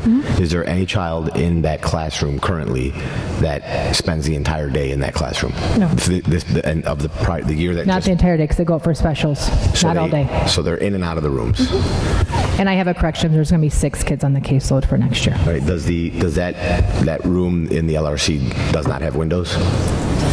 It does have windows? It has a window into the LRC, it does not have a window outside. So it doesn't have windows directly to the outside, it has transition windows up on top that are supposed to bring in light, or are there windows in it to lead to the outside? No, not that lead to the outside of the building. They did put a window in that faces into the LRC when it was the CFC room. We did talk as a committee about the possible need to, regardless of who goes in that space next year, put some film over the windows so folks can see in. No, out. But the kids, everybody can see out, but nobody can see in from the outside, but it would still allow that level of light into the classroom. So right now, 128 has those cubicle partitions, so would you need partitions in the LRC room if you're to move the instructional room into that room? They would go back in there to help break up just little workstations. So you'd have the little LRC room with no windows and then cubicle partitions in there? I think all the instructional classrooms in the district have some cubicles to subdivide the independent work that the kids are doing. It's to divide the Caitlin, independent work. would you say that's accurate based on your caseload? Yeah, and it depends on the kids and their needs and how many kids are in at the same time. Whether or not you would need those partitions. Are those cubicles more for kids that are doing that individual, their task board off of their storyboard? To help with least distractions from what else is going on in the library or around the rest of the classroom. But some of the instructional classrooms across the district don't have cubes. They just have different table stations. So it would really depend on the desire of the resource teacher and the IEP as a driver in terms of cubes or just tables. Yeah, and their behavior plans. What is the LRC room currently being used for right now?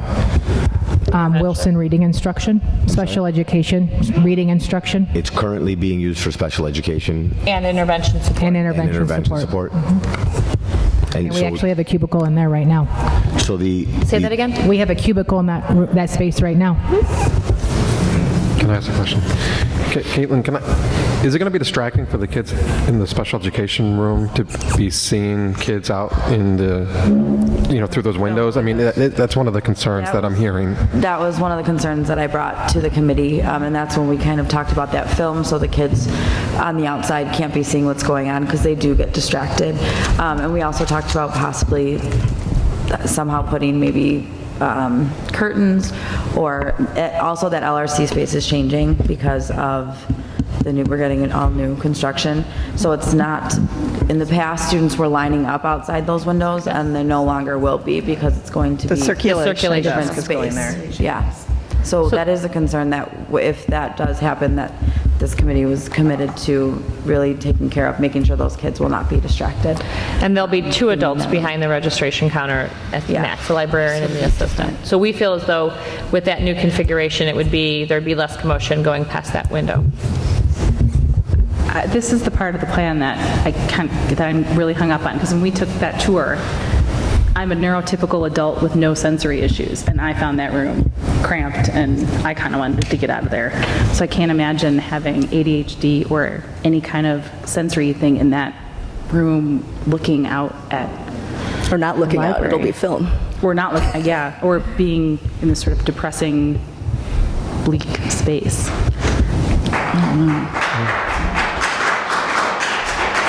And I mean, I know I realized that you weren't like, this is perfect. I understand you're dealing with the This is space not that you ideal have, for any of us. But this part, Are there no other options? Is that really the only room available? The reality is we're out of space. We are out of space, which is why we need a long-term solution. So we met with many teachers. We really tried to problem solve this as best we can, but there is no more space in the school. So, but again, if the bubbles don't pop, I think it's important to just remind everybody. We think that fourth grade May, that's the one we're watching probably with the most anticipation, because they're just, I think, one away. One away. But we would need 3 of them to pop in order for this to be the dedicated space, correct? I thought that wasn't, I thought if 4 or 1 pop. I just want to make sure. Okay. So it's one or the other, right? No, it's first grade. They agreed with kindergarten, and the Can other I they ask, would. please, that there not be comments from the audience? If you want to comment on this, we're going to play by the rules with the beginning. If you want to comment, you can comment when it's public comment time during this agenda item at the microphone, but we're not going to take comments yelled at us from the audience. So Rick, just to remind everyone, if kindergarten pops, they are willing to do the TA. If fourth grade pops, they're willing to do a TA. They're recommending. It's only first grade that they're really asking that we would put them in a regular classroom and not do a TA. And then that would trip the LRC. And how far away are we from first then? From how many more? From first, we're 4. 4 students. 4 away. First is 4. Okay. So if first doesn't pop, then we don't need to move. Then we don't need to move special ed. No, fourth grade's going into that classroom. I'm sorry. If fourth grade pops, then fourth grade would go into that classroom. I thought we said With a TA. No, they would be bursting that bubble. Okay, let's make this real clear because I'm not clear right now. So let's start with kindergarten. If kindergarten pops, what happens? TA in the classroom they're currently utilizing. Yes. If nothing else pops, nothing else changes. Correct. Right? Status quo of this year. Okay. Now the next one would be first grade. If first grade pops, they get the classroom. You're claiming that they leave the classroom they're in. We add a section. No, wait. Go from 4 we add a sections to 5. section. We add a section, and that new section takes the classroom that we're currently using for special ed and then moves special ed into the LRC. And then if that doesn't happen, then again, status quo. TA for kindergarten, first grade stays with the amount of sections they currently have, status quo. Fourth grade. If fourth grade pops, but first grade doesn't, now what happens? Fourth grade's going into that classroom, and we're getting another So fourth section. grade would get a TA, but they would move into a bigger classroom? It would go to 6 sections. Okay, that's not what I heard earlier. yeah. That's why. No. That's not what I heard earlier. What I heard earlier was a TA And I heard for fourth grade, nothing else. My note said. Right. Me too. That's where the confusion is. Yep. That's why we're all having a little. When we first started this, it was the team of teachers sat down and they were saying worst case scenario. So if kindergarten, fourth, and first grade all pop, then fourth grade and kindergarten would have TAs. And we would let first grade have the extra room because first grade historically has, we know that it's best for the younger children to have less kids in the So classroom. I'm hearing that's that. if all 3 pop. Right. So I'm hearing that there is another option since we were willing to go with a TA in fourth grade to allow first grade to have the bigger the smaller all 3 pop. classrooms.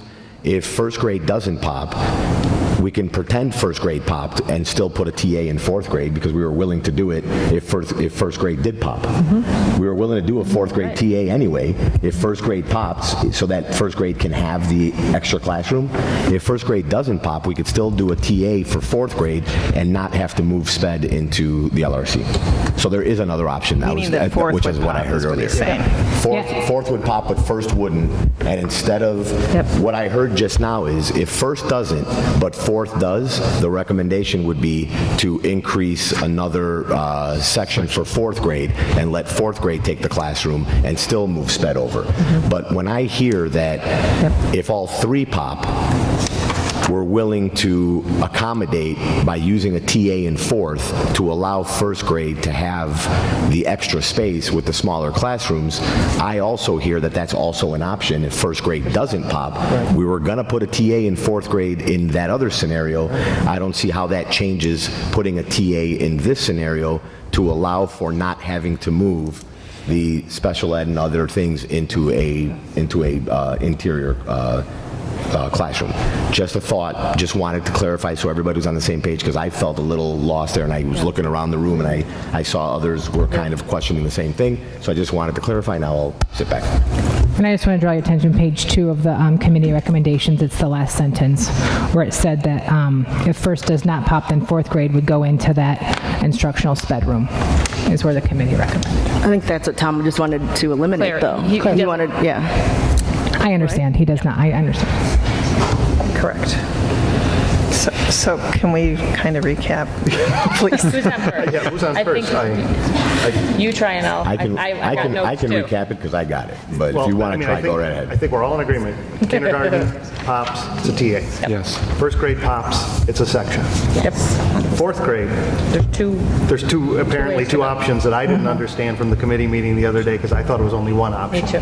And that was, I thought it was just TA if it pops, regardless of whether the other two pop, or any combination of the other two pop. But now we're saying if the other two pop, Don't pop. it's a TA, but if neither of the other two or one of the other two pops, it's a section.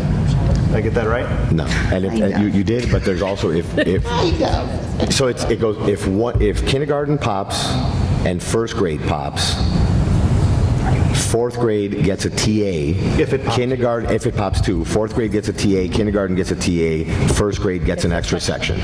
If first grade pops, second grade doesn't pop. No, Or, I'm sorry, no, if no. kindergarten Don't get pops, second grade. right, if kindergarten pops, first grade doesn't pop, then fourth grade gets an added section. If kindergarten doesn't pop and first grade pops, then fourth grade still gets an added. So the proposal now is that there's two added sections. We had it till the last. So if kindergarten, well, this is if So Tom, I'm understanding what you're saying and just talking to Katie because she's a fourth grade teacher. Right. So we'd like to put a proposal on the table. So no matter what, fourth grade will get a TA. So if first grade does not bubble, they will stay in the bigger classroom. Right. So they'll stay in the bigger classroom. So fourth, instructional special education. Yes. So fourth grade will get a TA no matter what, if first grade bubbles or not. We just So basically, whatever proposal you give us right now, the special education is going to stay in their classroom, and other schools get TAs. Yes.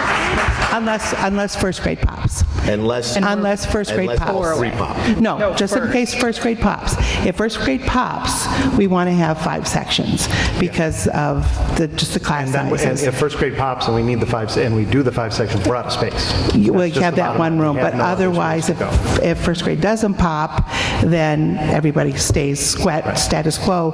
Fourth grade would get a TA if they pop. Kindergarten would get a TA if they pop. And I think what we thought was happening after the committee was fourth grade was getting a TA no matter what. I think that was the disconnect. No. So now it's clear. Okay?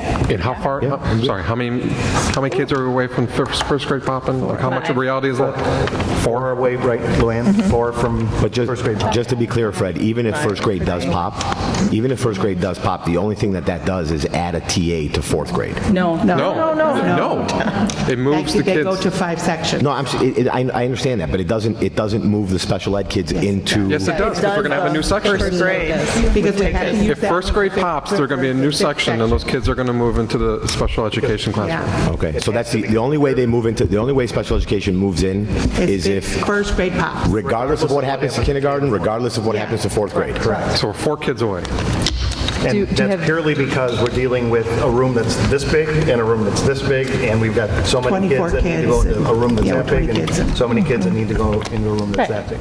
And I will say, we have to come up with a long-term solution. Washington's out of That's the space. next conversation. We just need clarity on this part first. Right. Luann, do you have any sense of whether those 4 kids, I mean, I'm sure you don't really know, but. We don't know. I know that Stephanie has been heavily encouraging everyone to get registered. The numbers show me she has the highest amount of families registered, so clearly they're doing what we asked. And we've had some families leave, which I need to talk with Stephanie about to see where those students are. So it's really just new families that could potentially move in over the summer. Typically, we hear from them generally before school's out. I mean, if you're moving, in advance. So we would need to have 4 more students sign up, 4 to 5 students before that would pop. But you feel like you've heard from people that jump from private after kindergarten, like for the most part? Because I feel like I think, a big jump. yeah. Or they're living in Park Ridge right now and still going to a private school, and they're going to switch over. That's who's coming now. Okay, and you have heard from some of them? Yeah, that's the one family that's, And they're letting their current kindergartens, their schools know if they're not returning. So then that usually will trigger them to register at their next school if they're going to make that transfer. So has the district actively reached out to them? I remember Larry suggested that about a year ago, actively going to the parochial schools and other private schools and asking them. Have we done that? We haven't. I just feel it's kind of weird asking them if the people are going to not continue there. It's kind of a... families. We're taking money away from them. Yeah, I'm not sure. So we're not poaching them just for informational purposes. It doesn't have to be like poaching. No. It's just kind of a delicate thing. And do we have that database even? I don't know. No, but it would be a delicate.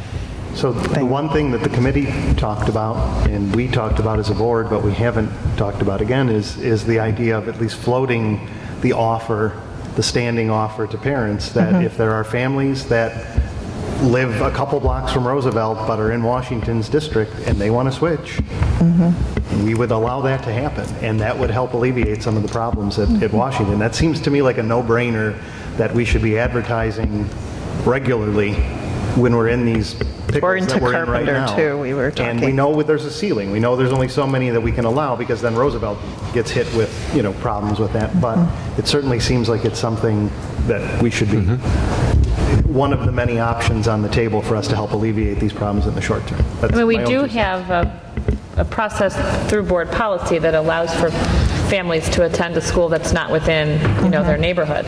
Right. They just have to make that request. And if they did in a situation like this, so for example, last year when we were watching the numbers very closely at Emerson, anybody from Emerson that was requesting to go to Lincoln, we immediately said, yes, you may. And, we will help you do whatever you need to do to make that transfer, because we were watching the numbers. And I'm not suggesting we deviate from policy. All I'm suggesting is we maybe advertise that a little bit more, because we're in this predicament that we are. And I'm not saying we're pushing anybody to do it. I'm not, except, it's not changing the boundaries. We're just saying the offer is there. I do have one caveat with that, is our policy does not, it's basically a ask and receive situation. If you have multiple children in a family, when you ask for the first one, that doesn't necessarily mean you're going to get the blessing for the second, third, and fourth moving along. So parents, somehow when we do this advertising, parents need to understand that either we change the policy and say if we approve one, we're approving all family members, however many they have, until they're done having children, or we have to advertise and let them clearly know that if you're going to move your fourth grader to Roosevelt or to Carpenter, to help alleviate Washington, your kindergartner and your newborn may not have that option. So you may be taking kids to 2 different schools because we may not have that ability 4 years from now or 3 years from now when another school is heavily, attended as opposed to Washington. So I think that's a very tricky request, and I agree with you that it would help alleviate some situations, but we'd have to give it a lot of thought. Yeah. Well, the committee had that scenario 4 about possibly moving kindergarten to Jefferson. What if we did a voluntary removal of some kids who are going to do EDK anyway and see if they'll go to Jefferson? So the only problem with Jefferson, because we did talk about that on our committee, a couple options. One, that we would move kindergarten to Jefferson. People on the committee, through our question and answer documents that we had, some said maybe we do a trial full-day kindergarten program with these students, so they did have different options. The one thing we did point out to the committee is if we were moving in that direction, we do have a daycare which we would need to have vacate the premises so we could reclaim those classrooms. So that's the one thing with that option, is that we would need to move on that fairly quickly. So there's an option of moving There was one we talked about. 8 scenarios, and this was number 4. which is moving Washington's kindergarten to Roosevelt or to Jefferson. Jill Jefferson. And that would also kind of work as a tester for the Jefferson all-day kindergarten for the whole district at some point. Except it wouldn't be all day. It would just be, it would be the same as what it is, just in a But then they would pay for the other. Yeah, they would continue with EDK. Yeah, they had offered that we could do EDK, or maybe it could be a trial full-day program. And then that would alleviate 2 very large classrooms at Washington. Because I think if I remember, those are like the biggest rooms in the place. Yes. And then that would really alleviate any problems coming this. And the committee didn't feel that might be an option. So we did talk about that. Families that have older students that would also then have kindergartners would still be going to 2 schools in that type of a situation for drop off and pick up. And if they had a middle schooler, then it would really be, be 3 schools. So, I mean, while wonderful in theory, it was hard to see implemented so quickly without the follow-through and deliberation that it really needed to be the true choice. Couldn't we just bus them back and forth for the families? The families would drop them off at Washington like they would with their other students. We would bus them over to Jefferson, bus them back over right before pickup, and stage them in the newly leveled auditorium to get picked up. I think the concern was they would not be in the Washington family, right? They wouldn't be attending school there with. I don't think parents would really like that idea, but And we have to keep in mind, Washington is the only elementary school that has Christie's Carousel that walks in the afternoon every day. So we'd have to. What does it have? Christie's Carousel. It's like it's a program that families sign up for. So those students walk from Washington to Christie's Carousel. After school. After school. Okay. It's a nice benefit. So that's just a huge family population we'd have to work with. So I thought the first thing was going to be the least controversial, but apparently we haven't even gotten to the controversial stuff yet. So I guess where does this leave us then? How does the board feel at this point about implementing what the teachers have proposed if 1, 2, or all of the bubbles pop in any combination? Did we hear it all from the parents of the community? Yeah, we're getting there. Okay. I want to see where we are as a board right now, if we're comfortable with this, with what the teachers have proposed. The thing we have to just consider is if we're okay going over class sizes versus, where's the best place for our instructional population. Right. Those are the things that we were trying to weigh. I guess maybe I'll throw the other thing out about the auditorium out onto the table now, just because it was part of the moving piece. Yep. But one other option, other than the idea of just leveling it and making it one gigantic space for the short term, is that the architects can turn it into 3 rooms, but it's not going to be perfect because the walls would not go all the way to the ceiling because of HVAC and everything else. It would be kind of a temporary space for a year. So it's not optimal, but you'd have 3 classrooms that are very, very large. They're 900 square feet each or so. But you'd have open space where noise could be floating around, and so it wasn't the best solution, and the committee was not really thrilled with that, nor was anyone at this table right now. For any of the population of students. Yeah. I don't see that being good. Right now, is there a full-sized art room at Washington? Yes, there is. Yes, very full-size.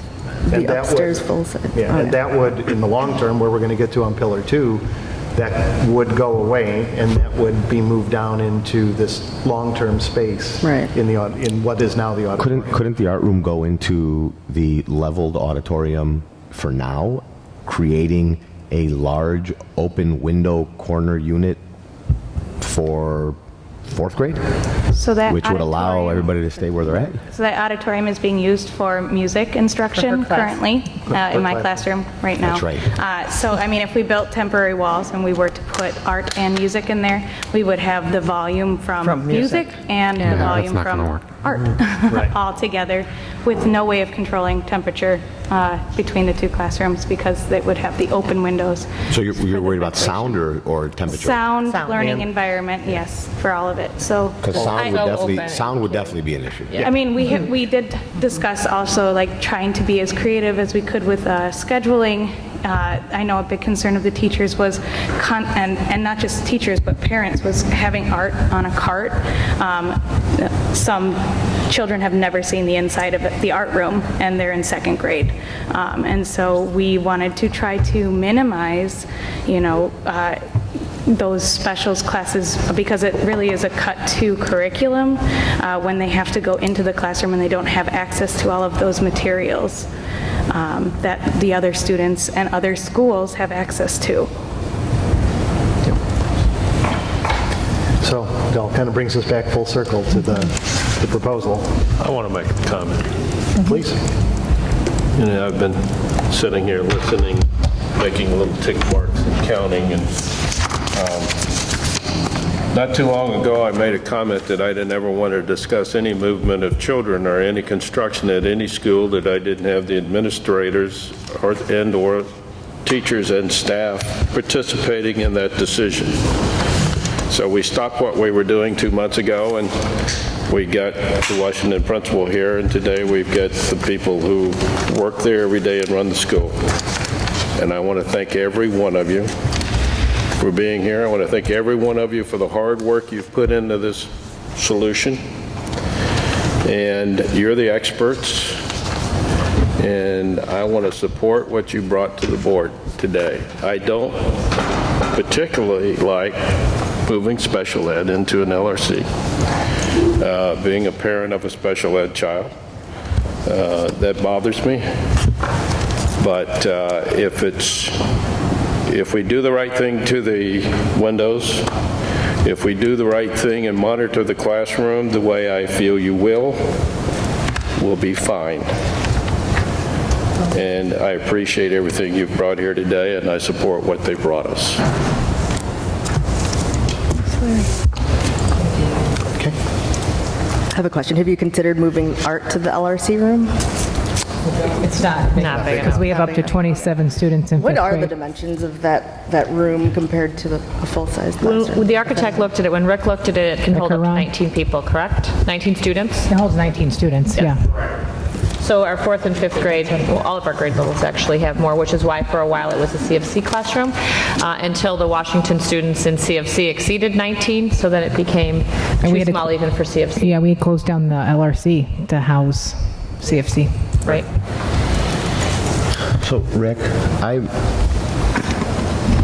the only thing I'm struggling with, I would love to approve or disapprove what I heard here, or I think, in my opinion, we're kind of going at it a little backwards, only because if the decision is that this district has no need or no intention to put additions on Washington, my decision would be different on how we move forward with this option. If the decision for this board is, regardless of the situation this year, Washington, we've all identified that Washington needs some sort of addition, regardless of whether bubbles burst or not burst, that we are already in a lack of space situation at Washington. My decision here goes in a different way.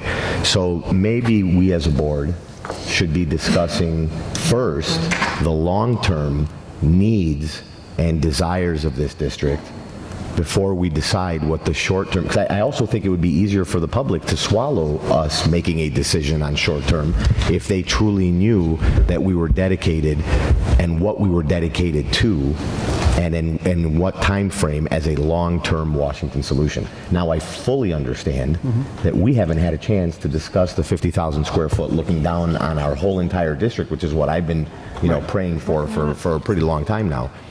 But maybe if we all at least had some sort of discussion surrounding what we each felt about a long-term solution for this Washington, that would give everybody, all the players here, the teachers, the administration, the board, the parents, a better understanding of why we would consider accepting this proposal. And I think the committee, started that in that direction, right. But the problem is there's only so many things we can do for next year. And unless we want to start talking about mobile trailers, which is one of the only other options to get us over this hump, which no one on that committee wanted to talk about. It was killed from the moment it came out of the architect's mouth. then I don't know what else. We're stuck with the space we're stuck with for next year. That doesn't mean that, we can't have all sorts of grandiose plans for after that, but we have limited options for next year. And that's the reason I brought the teachers and the administrators up is because it looked like this was one we could easily resolve and then tackle the bigger question next right now, which is what we do at that auditorium, and then beyond that, what we do. Because at the last meeting, we talked about adding on classrooms onto the side of the building, adding on a full-size gym. Again, I'm giving away stealing my own thunder here, but that's where we're going. So then let me just clarify for the teachers, if I may. Their proposal here today, so that the community understands, is not a proposal of here, do this, and we don't care what happens next year. The teachers, I know, I'm clarifying for you so that everyone understands that these proposals by this committee and by the teachers and everyone that sat there was, we are willing to find a way to make this year work.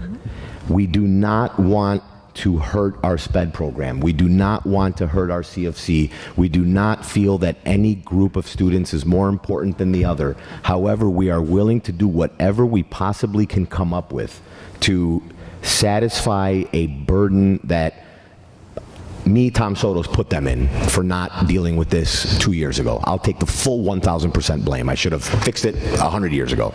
It's not your fault.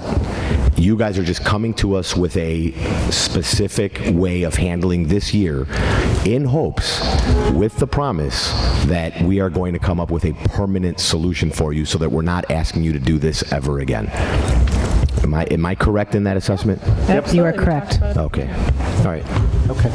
So, with that, are we in agreement that we can move on with this, swallow the bitter pill for the year, if this happens, and then talk about what our next steps are? So as a new board member, I just had a question of the older board member. So September of 2018, there was the gym proposal, the joint one with the Park District. And then I didn't really hear much about Washington until February of this year with the 4 options. And then, there was more of an emergency. So what happened? Did I miss something between September and February? No, you didn't at all. Okay. And I'd piggyback on that and say that the gym proposal was brought to us, no offense, out of the blue, with really no justification for it, and that's why the board shot it down. And there was, at that time, even though I'm a Washington parent and I'm aware of those other issues, there was no discussion about these broader concerns at that time. It was really focused on that gym and the need for flexible space, not classrooms. Right, so I'm just saying, in those months between September and February, the board was fine with not doing anything at the time for Washington. And you were a Washington parent, so you were aware of what was going on. So I know in the future we're talking about, long-term global planning. So what do the other board members think of, pausing for a moment and just trying to come up with that long-term solution instead of even leveling the auditorium? I don't think that has really been discussed, just not doing that. Let me throw one, and then we can get to that. Let me throw one piece out in the puzzle, which is, if, according to Rick, who's sitting right there, if this board does not take action by July of this year, we will not have an edition on Washington for August of 2021. Right. What? August of 2020, sorry. Why? Because there's going to be, we'll get to it, but there are MWRD issues, there are planning and zoning issues. I get that, but we did a much shorter turnaround with Field. Why can't we do it with Washington? We did a much shorter turnaround with Field. We were voting last summer. Rick, do you not in July? We didn't vote. We didn't make the decision until like September, October. The final decision on Field. I'm almost 1,000% sure. Right, but we voted to go. But I know, but he's saying that we have to make our decision. Might as well join the party. Because it changes that. I mean, Rick, I'm not being it just changes the game. No, I know, but I know it changes. This was what happened at the last meeting, Tom. So this one works better. You're duly elected now, Rick. Part of the board. Whichever you want. Okay, so Field, we are still dealing with a couple issues that we have to solve with the city yet, and we're in the process of doing that. So at this particular time, we are a little bit behind as far as getting the addition done. But doing the renovation work, we're on schedule. We're actually meeting with the general contractor tomorrow for a pre-construction meeting, which he knows he's starting June 6th. So what we want to do, whatever comes as far as a solution for Washington, we want to make sure we have enough time so that we are able to solve any issues that we have to resolve with the city themselves, and also get our MWRD permit resolved. Depending on what we actually have to construct at Washington, there could be a bigger impact as far as MWRD to the site than what we're actually dealing with at Field School at this particular time. That's why we've talked about the deadline that we kind of have set to be able to get moving forward with whatever solution is chosen, and still we might have to vet some type of solutions yet to get to that final solution itself. So I specifically asked this exact question several meetings ago. What would be our deadline to make a decision for Washington so that we can have a full solution, bricks and mortar, ready for August of 2020? And I was told, and I will, after this meeting, I will go back and find the exact words, but I was told October, November, not July. There's a big difference between July and October and November. But if I recall correctly, tell me if I'm wrong here, but that was when we were talking about the auditorium and what we were going to do with the auditorium. No. I was talking about an addition, bricks and mortar. I asked that, it was just early several meetings ago, not when we were talking auditorium like 18 meetings ago, recent, like maybe 3-4 meetings ago. I specifically, when we were discussing temporary solutions with permanent solutions, I specifically asked, what is our deadline? So it is taking much longer with the city than we had anticipated, especially with the detention, trying to meet their requirements.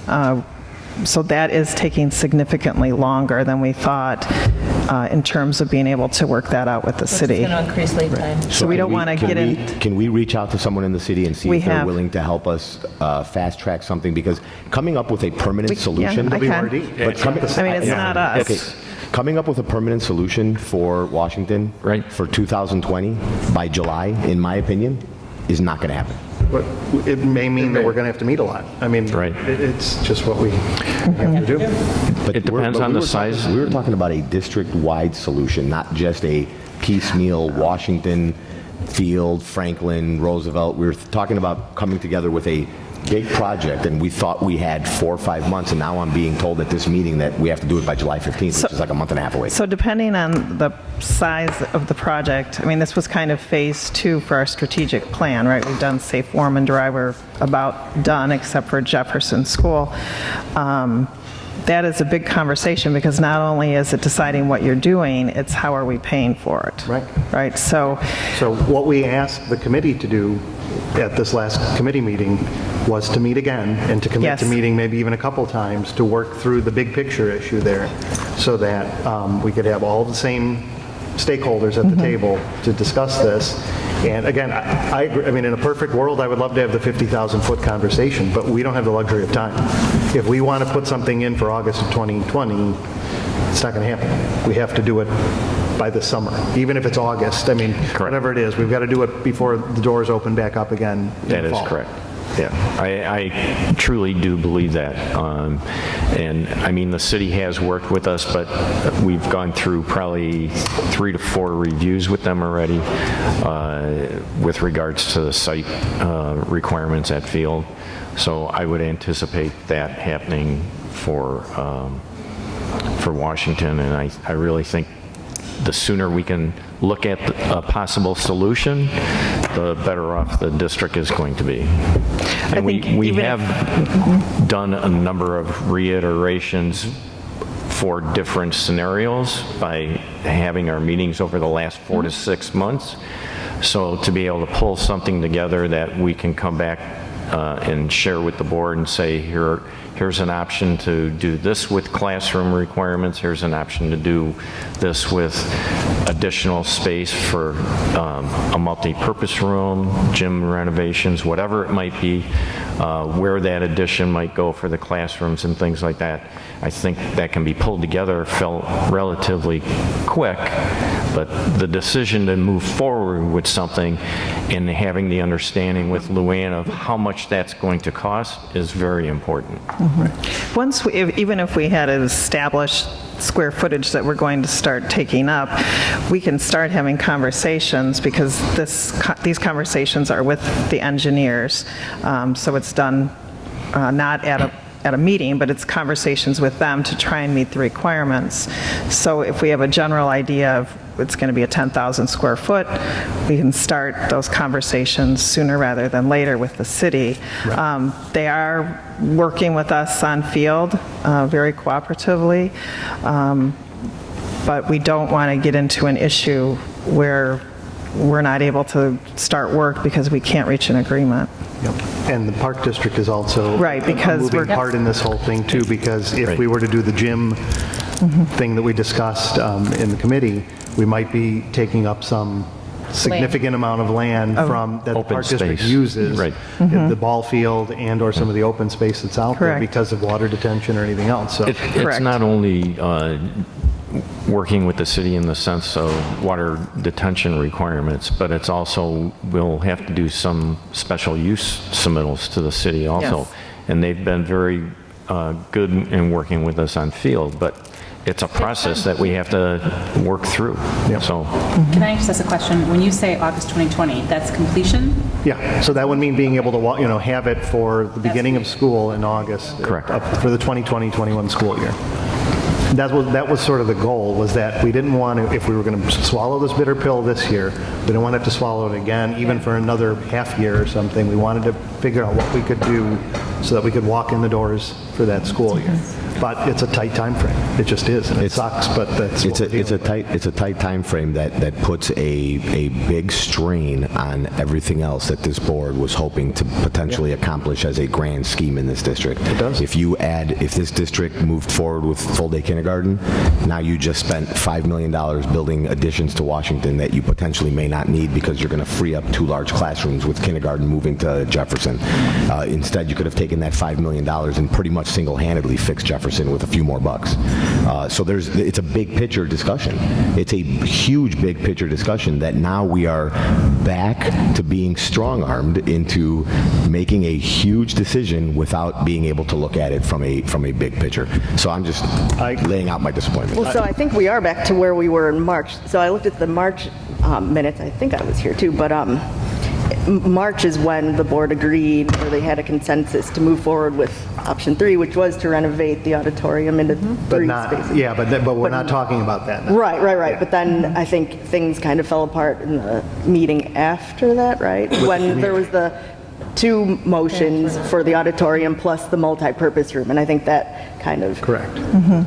Everything. Yeah, we're basically full circle to where that was a while ago, but with a slight twist to it, which is what we're proposing. What the committee is proposing is taking the auditorium in 2 stages, just leveling it out. And when I mean level, I don't mean bulldozing. I mean leveling the floor out so it's no longer pitched, and we no longer have a stage, and we no longer have theater chairs. That it's just a big, gigantic room, much like this, but not as big.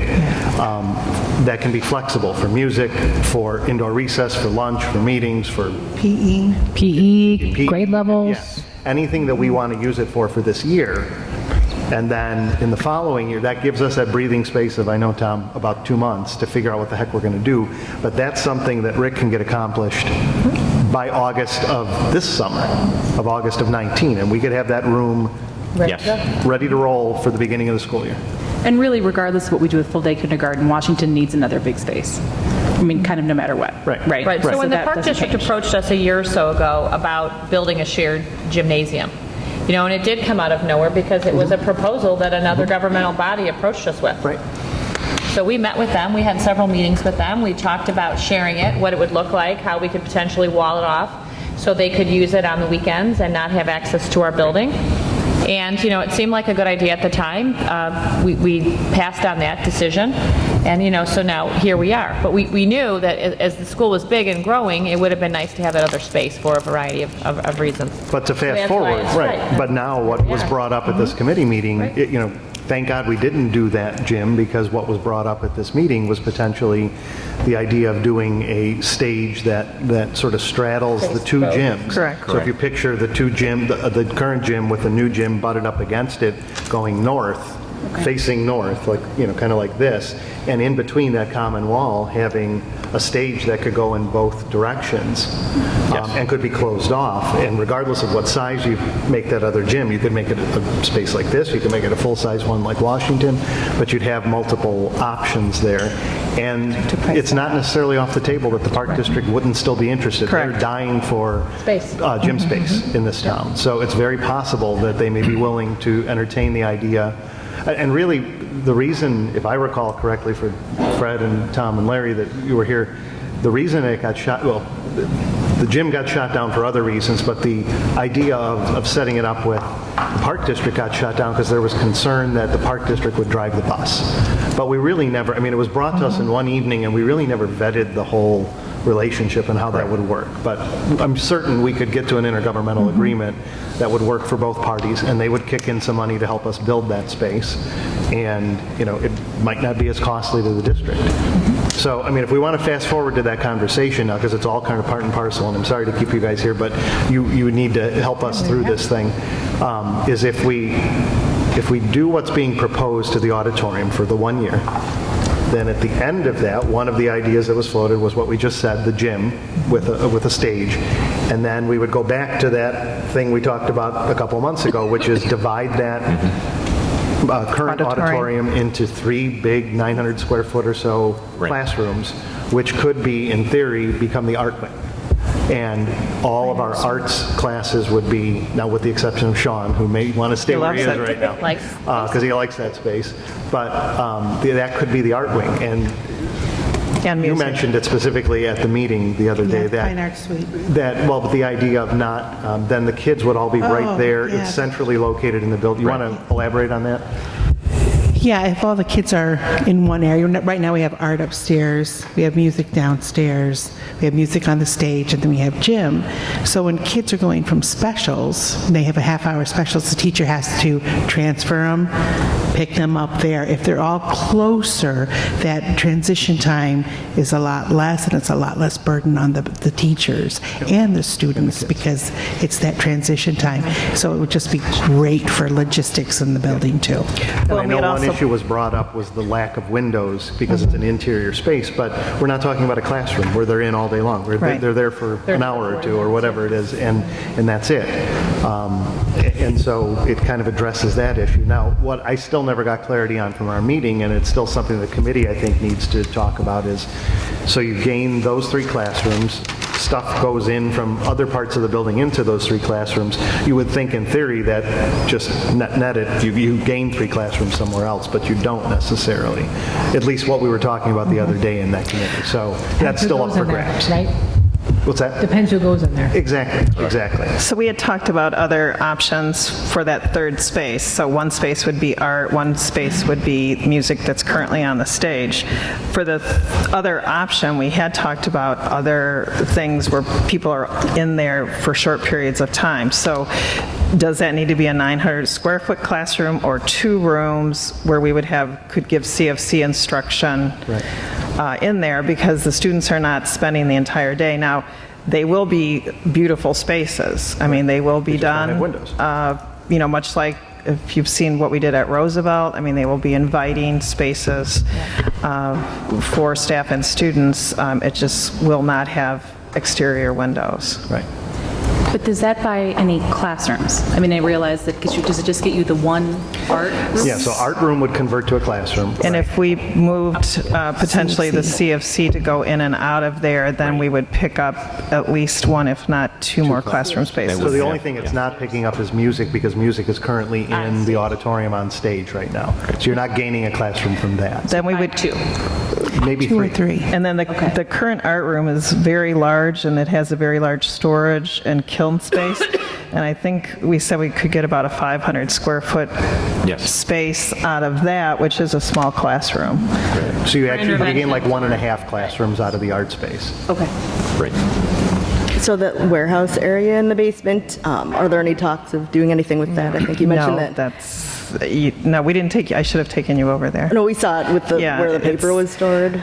Oh, that other classroom. So we do have that other room that we looked at where there was, PTO historically had stored their items. So if we needed that space for band or something like that, we could, do something with that space so that we could use it. We wouldn't want to have it be a classroom space. What about art, though? Because kids wouldn't spend all day in art. We did look at the option of bringing art down there, and we couldn't get all of it into a space because when you go into that other room, there are areas that would have to be cut off. So like the air handling unit, we can't take that wall down there. And then there's other plumbing running through there. So it wouldn't be a big enough space for an art class in the space that you're thinking of, Carol. So do none of these plans we've talked about do an addition of classroom space? Like where there's just addition of classrooms? There is. I'm sorry. Is that on the That is one of the options that's been proposed. Yes. Now, doing that and the gym, probably not. There's no way we'd have the money to pull that off and try and do other stuff in the district for the next 10 years. But one or the other is an option. Okay. So we had also talked about the parent point of view. The parents obviously are not happy. They are willing to go with what we're suggesting for next year, but they do want to know that something's going to be done. And if we're taking the auditorium, that we would be creating a multi-purpose space or another gym. Correct. Right. So this, what we're sitting in right now is kind of the concept of what you're talking about, just assuming there'd be another gym on the other side of that wall. The proposed multi-purpose room with the stage is smaller than this a little bit. This is a fairly large because it's a middle school. Right. But the theory is the same. We'd have lunch tables as you have on the one side. That's what we're doing at Field. They're getting a new stage. But yet it's still a multi-purpose room. The ceiling's a little bit different at Field than what this is because we are building that lower so that we're not the intent was never to have a gym class in there where you'd be playing volleyball or anything like that, where you need extra height. But you could have a gym class in there for doing aerobics or the gymnastics, something, Pickleball. You could play floor hockey in there. We're going to leave that to the park district. But that is key, I think, because if it were not capable of being a basketball court, the park district probably doesn't want to be part of it. They more than likely wouldn't, although that would be part of the conversation because they have a lot of other classes that they offer, I believe, like right after school where they could use. But it also, if they're going to kick in money, then we could look at doing it the full size. And one of the things we did talk about is instead of a straight multi-purpose room, would we do a space that was marked like a gymnasium floor, so it could be, would have not only the lunchroom capability, but it could be used as a second gym. Yes. And would be popular with the park district. So to the teachers and the administrators, so a space like that obviously could be used for educational purposes as well too. I don't mean to demean what goes on there otherwise, but I'm saying classroom type activities could take place in a room like this, right? I mean, there's no reason. So it really is theoretically adding another classroom. I'm not saying multiple classrooms, although we haven't even talked about the idea of throwing dividers in there too. You could have potentially multiple spaces. If we do a full stage size gym, we could do 2 stage. Absolutely, yeah. If you did even a room like this, couldn't you? Yeah. You could split this up. Oh, absolutely. Yeah. Could you do a divider in the LRC, though, so that you'd have a partitioned area with some windows to the outside? The existing LRC? Right. Or even like the back portion. Well, maybe. the LRC does have windows. Right, so would you be able to do a partition? That would be,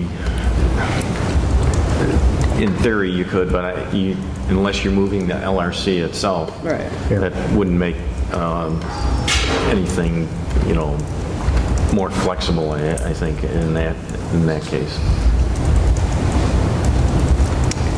So just so I'm clear, I'm sorry. You think I think I'm clear? No. We would have to sort out a possible intergovernmental agreement With the Park District? with the Park District, what we're going to do, how much it will cost by July to have something done. Okay. Yep. And I'll throw in there, we have to figure out at least, are there other critical needs in other buildings, because there are several other buildings in the district other than Washington, that we would need to budget for, and how the heck we're going to pay for that all by July. So the other one is Franklin. Right. Franklin, which is also a school with one gymnasium. We're seeing a lot of pressure there. Yep. What school is that? Franklin. Franklin. So I think we're going to be meeting more than we had expected to be meeting between now and the end of July, and that is what it is. That's what we're here for. But we've got at least some decision points we need to make tonight, because the other piece that I didn't throw down yet is that if we don't make a decision tonight on the auditorium space, he's unlikely to be able to get it done in time for the beginning of the school year. And that's a space that we don't want to have. If you were building a gym on the outside of the building, it wouldn't be the end of the world if that bled over into the next school year, because you're not in the building at that point, you're in the gym. This is a problem because we're in the building. So what Rick is talking about is leveling out the floor in the auditorium. And so and this is, kind of our phase one of future work for that space. And what we would need approval from the board tonight is to begin preparation of bid documents to level the auditorium floor and any accompanying construction in the stage area. So we would, if we get approval tonight, we'll be back at the June meeting for approval, maybe? We might have to have a special meeting. Okay. I'll push him. Okay. So I want to give the public an opportunity. I know there's a lot of members still in the public here. But I want to hear, on this issue specifically, because we're it sounds like unless I'm wrong, we've moved on from the teacher's proposal, and we're at least comfortable with that as the one-year stopgap measure here for addressing the various bubbles that could or couldn't pop. And that was the very important part with the right, and that's parents. That's the critical part of saying we've got a proposal, we've got a plan for next year if something bad happens. And now we're moving on to part two of this. But really, having this open space for the auditorium is important to that equation as well, too, because it also gives the teachers and administrators a little bit of overflow in case something really bad with these bubbles happens. It gives you that extra room that you can use for other stuff in addition to music. So, are we all comfortable with it? Well, so I think the part that some of us aren't comfortable with is the moving of the instructional room. But in the packet, the way I read it, I don't believe that that's the portion that we are voting on tonight. Well, we can't vote. Right, exactly. Right, but I meant for the action item. I think that was the administrative portion of what they would decide to do with the space. Correct. I just wanted it to be clear that our concern is that no, we don't want the instructional room to be in that little LRC room with the window film and all of that. That just doesn't sound like it would work. Okay. So why don't we take a moment, go out to the public right now, and see if there's any public comment. Just on let's try and stick to just the teacher portion of this, the teacher proposal for the one-year stopgap right now. Not the auditorium, not the bigger ticket items, but just that issue. So if we have public comment that anyone would like to address the board on that issue, please, if you would, step up to the microphone.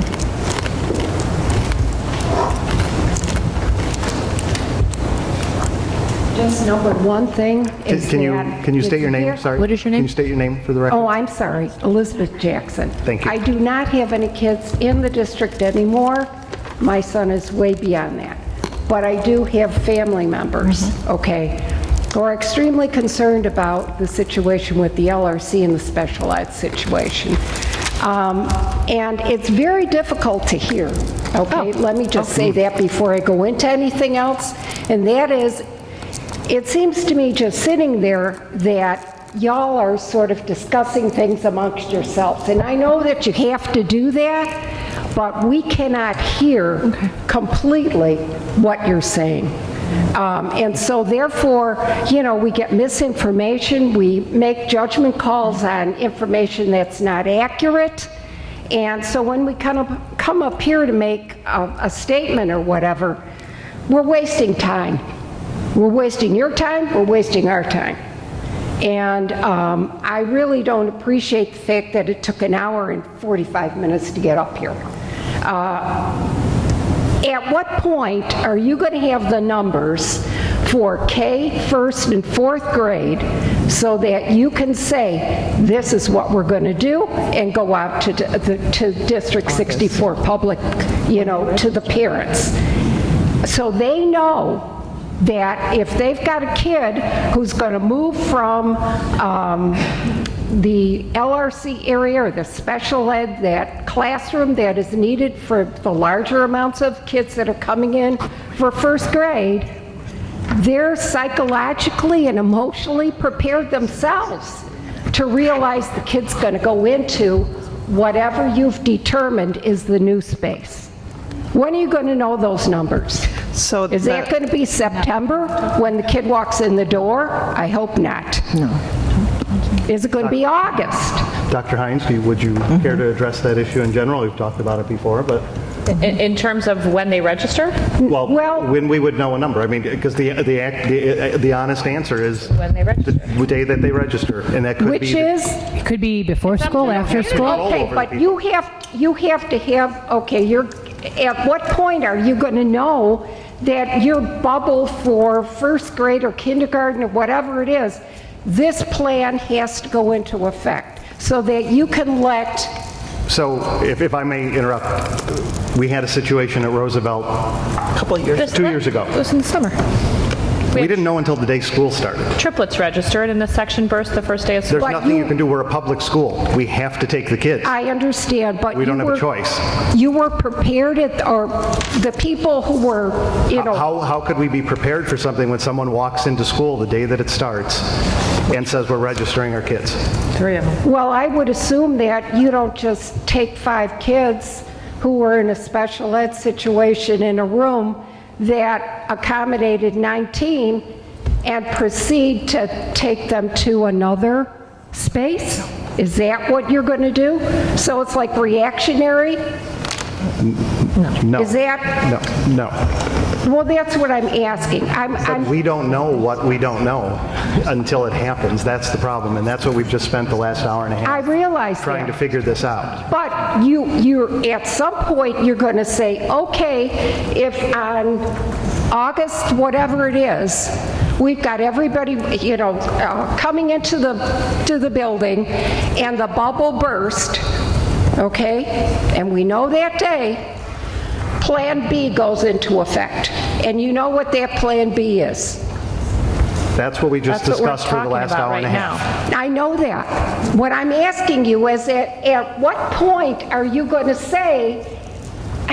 The day that the person registers, which could be August 16th. So you can't tell a parent that their child who's in special ed is most likely 99.9% sure at the end of July or the beginning of August, Plan B is this. Rick, unless we don't know. I would assume you would know what Plan B was, or Plan A, Mr. President? or Plan C. Yes. I think if we, a few moments ago, we actually did I think we actually did what the speaker is asking, so maybe we can clarify that if one situation happens with kindergarten, another situation happens with first grade, another situation happens with fourth grade, something would specifically happen. The only time special needs children would be moved into the LRC is if kindergarten burst, right, first grade burst, right, and fourth grade burst. Right. But a parent isn't going to know that until they bring their kid into school. Is that correct? I'm sorry, if first grade bursts, special ed children are going to go into the LRC, and we as a district won't know until first grade actually bursts which could be anywhere from today until the week after school starts. But if it bursts, we can let parents. And as soon as it bursts, and we know that we have to go into the plan where the special ed kids are going to go into the LRC room, it would take us days to tell those parents. We would immediately inform them as soon as we knew. That's what I'm asking. We would immediately inform them. Okay? I mean, if for example, within the next month, you get enough kids that, K bursts, okay, or first grade, and you've got to move those kids from the LRC, or the room that's considered LRC, or, I'm sorry, special ed room, into an LRC situation, you have enough time to advise parents. Is that correct?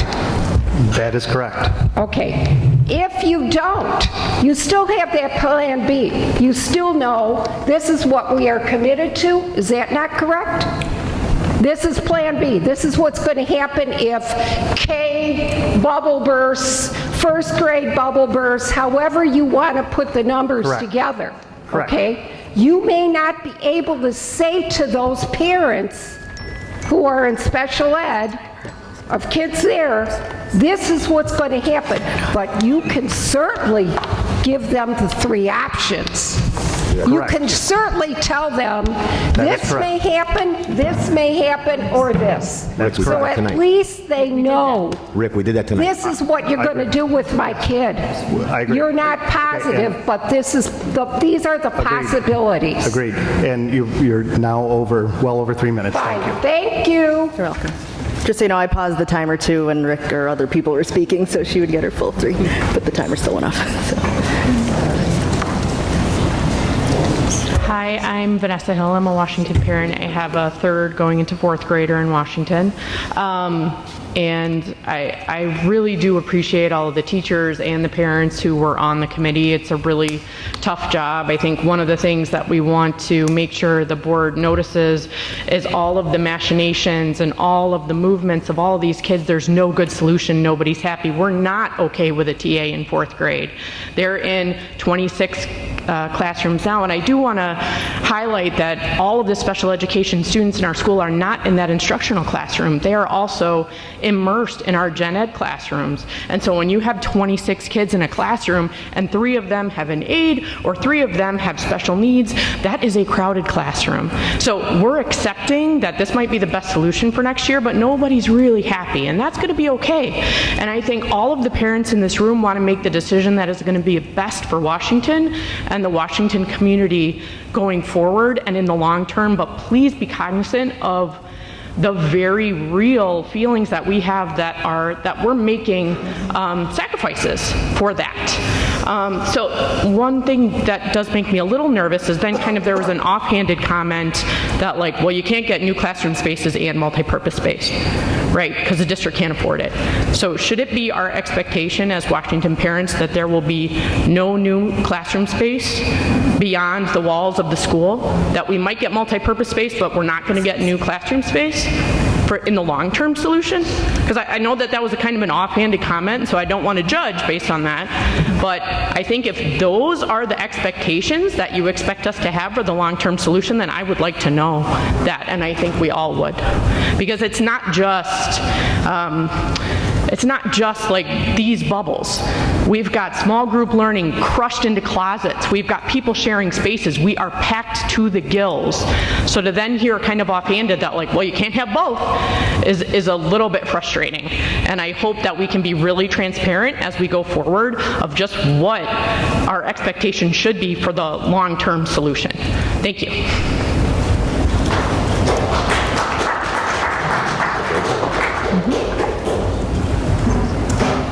Good evening. My name's Tom Fisher. I too would like to thank the committee. I know that a big burden was put on you on such short notice and short timing and didn't have a lot of time to meet and discuss all the options. I kind of echo the previous comments. I agree that the classrooms are way overcrowded as is, and I know it's been the past policy of this district to throw TAs at the problem, but I think it would also help satisfy parents' needs, and I know I have a student that's going to be a fourth grader next year, why don't we throw teachers instead of TAs? What is the cost of adding 3 or 4 teachers to the payroll for 1 year versus a TA? Yeah, it's a little bit more, but I would prefer, and I think all parents would prefer, to have a teacher in the classroom and not just an assistant in the classroom, first of all.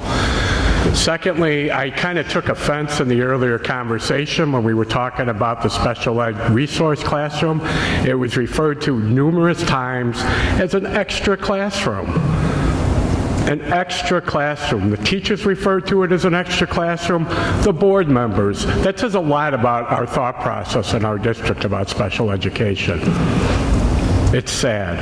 Third, the question that was asked by a board member, what is the actual dimensions of that room, which was never answered because they don't want to say the dimensions. They use the term 19 people.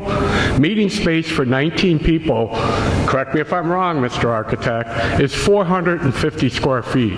That's a room that's 15 by 30 feet. That's the size of the room that they're talking about putting these kids into. 30 by 15. That is completely walled off with 3 windows into the LRC. And then you mentioned about the distraction. Is the one-way mirror going to face so the sped ed kids can't see out? Or is the one-way mirror going to face so the people in the LRC can't see the sped children? And then we're going to put curtains on to resolve that problem, so let's enclose it even more? I'm sorry, I take offense to that because I do have a child with special needs. And it's sad that that's the way our district thinks about solutions to a problem. Thank you.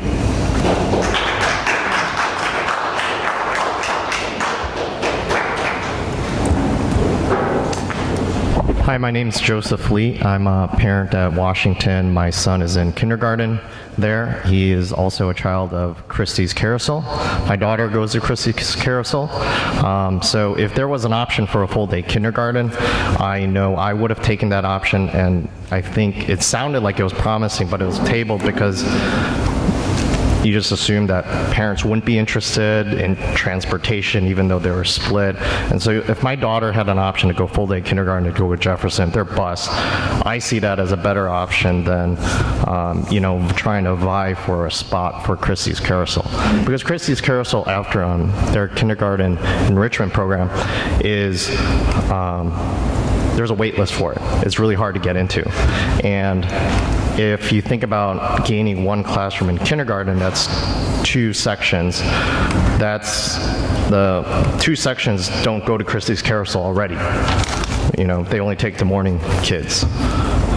So there's already, 50% of the kids that could move into another kindergarten. And then, of course, the kindergarten parents that are at Christie's Carousel. The only downside is that Christie's Carousel requires early on to have a commitment to the upcoming semester. So many have already put down deposits for that. But, again, that's only the ones that are in the morning that are vying for that. And you've got half of other schools or students that aren't able to go there. So, it seems like it's a win-win if you guys could really push forward towards looking at a full-day kindergarten, even as a trial or a test.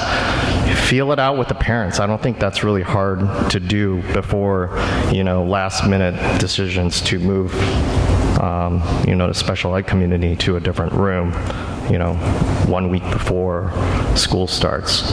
And I think it'd be also a good forward-thinking thing to do when we're looking at other districts around the area that are doing full-day kindergarten. We're still not doing full-day kindergarten, yet we're spending all this money to build out multi-purpose rooms. We're not getting classrooms, but we can solve academic success as well as bricks and mortars all by looking forward to what does the district really want with kindergarten kids. So, thank you.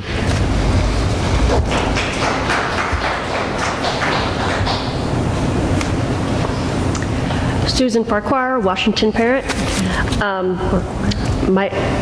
And what I'm going to say is technically about the step 2 or something, but it ties very quickly to the step 1 and just urging caution. So for a moment, someone was saying, oh, well, if we make the 3 rooms in the auditorium and maybe move CFC in there, and I started thinking, because I have children in CFC, I'm like, wow, that would mean, so my child's in math and reading CFC, so potentially 2 periods, 2 55-minute periods, and on a day when they have both art and music, they have art and music all in the auditorium as well. I'm like, wow, that's a lot of hours in rooms without windows and such like this. And then I suddenly felt really guilty because I was like, wait, so I didn't feel comfortable with that, but I was like, oh, well, the SPED kids, they're only in the LRC room for part of the time, but it doesn't seem any different.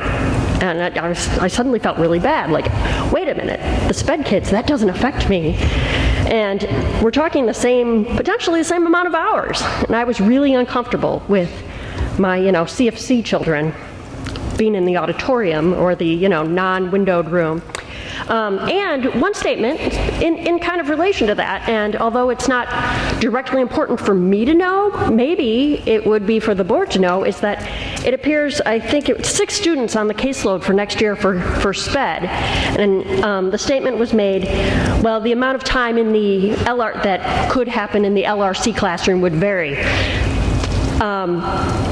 It's only 6 students, and yes, you have to look at their IEPs, but it seems like you could figure it out and be able to give information to the board so that the board would have a better idea of how many hours are we talking that we're asking a SPED student to actually spend in that room. And I mean, if it's half an hour or an hour, maybe the parents don't feel as uncomfortable and the board feels a little more comfortable. But if it's the 3 hours or something, 4 hours, 5 hours, that's very different. It's only 6 students. I understand a few of them are going to be kindergartners, so it might be harder to get that information.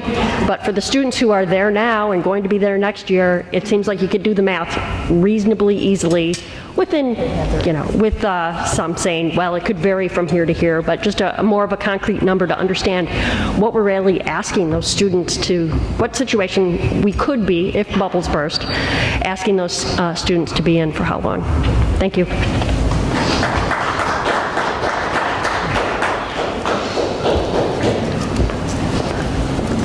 Good evening. I'm Robert Kula, Washington parent. My daughter is finishing up 5th grade, and my son is 4th grade with severe autism, nonverbal, has transitional anxiety, and I'm sorry, this is my first board meeting, but when I heard about them possibly moving those kids into a tiny room with no windows, those kids are going to be flustered. They're going to have anxiety. They're going to be nervous. My son, I'm here just to advocate for my son. I know other kids have special needs. I'm here to compromise with everybody. I mean, my daughter has issues. My son has even more severe issues. But you do not put a child that has sensory issues, that has anxiety, that has, yes, he has an IEP. He has a TA every day with him. But he also needs breaks. Once in a while, he needs space. He's not there to be confined into a small room. They tried that a year ago. It did not work. They went into that bigger room. The kids, I believe, are striving even more over there. Don't put our kids into a small closet, please.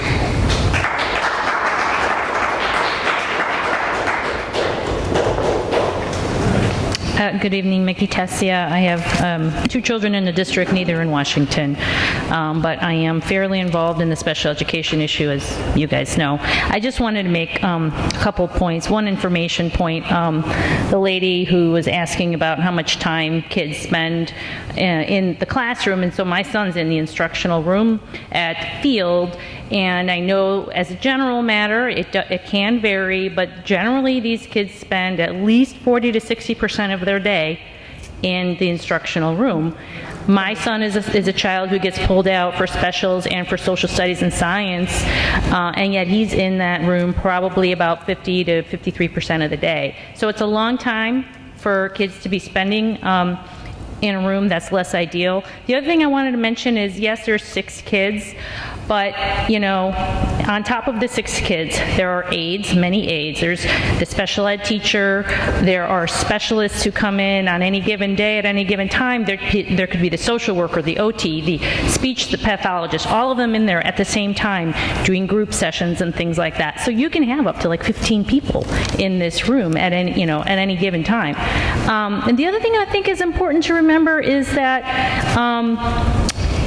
these 6 kids are not in one grade. They're in 6 grade levels, right? And so because of that, I don't think you can really compare like one child to one child, like, oh, since there's only 6 kids and they're taking the space of a where we can fit 22 kids, like you can't, it's not a one-to-one comparison because there are different grade levels. They do have different needs. Because there are different grade levels, oftentimes you do have these, what are they called? You said the word earlier. Cubicles? The cubicles, right. For their independent stations. These classrooms are structured differently than your typical classroom. And so, I would just ask that, I know that it's, you guys are in a crunch, and maybe it's none of my business because I'm not a Washington parent, but I do really care about special education in our district, and I would really ask that you rethink other ways to not put those kids in the LRC.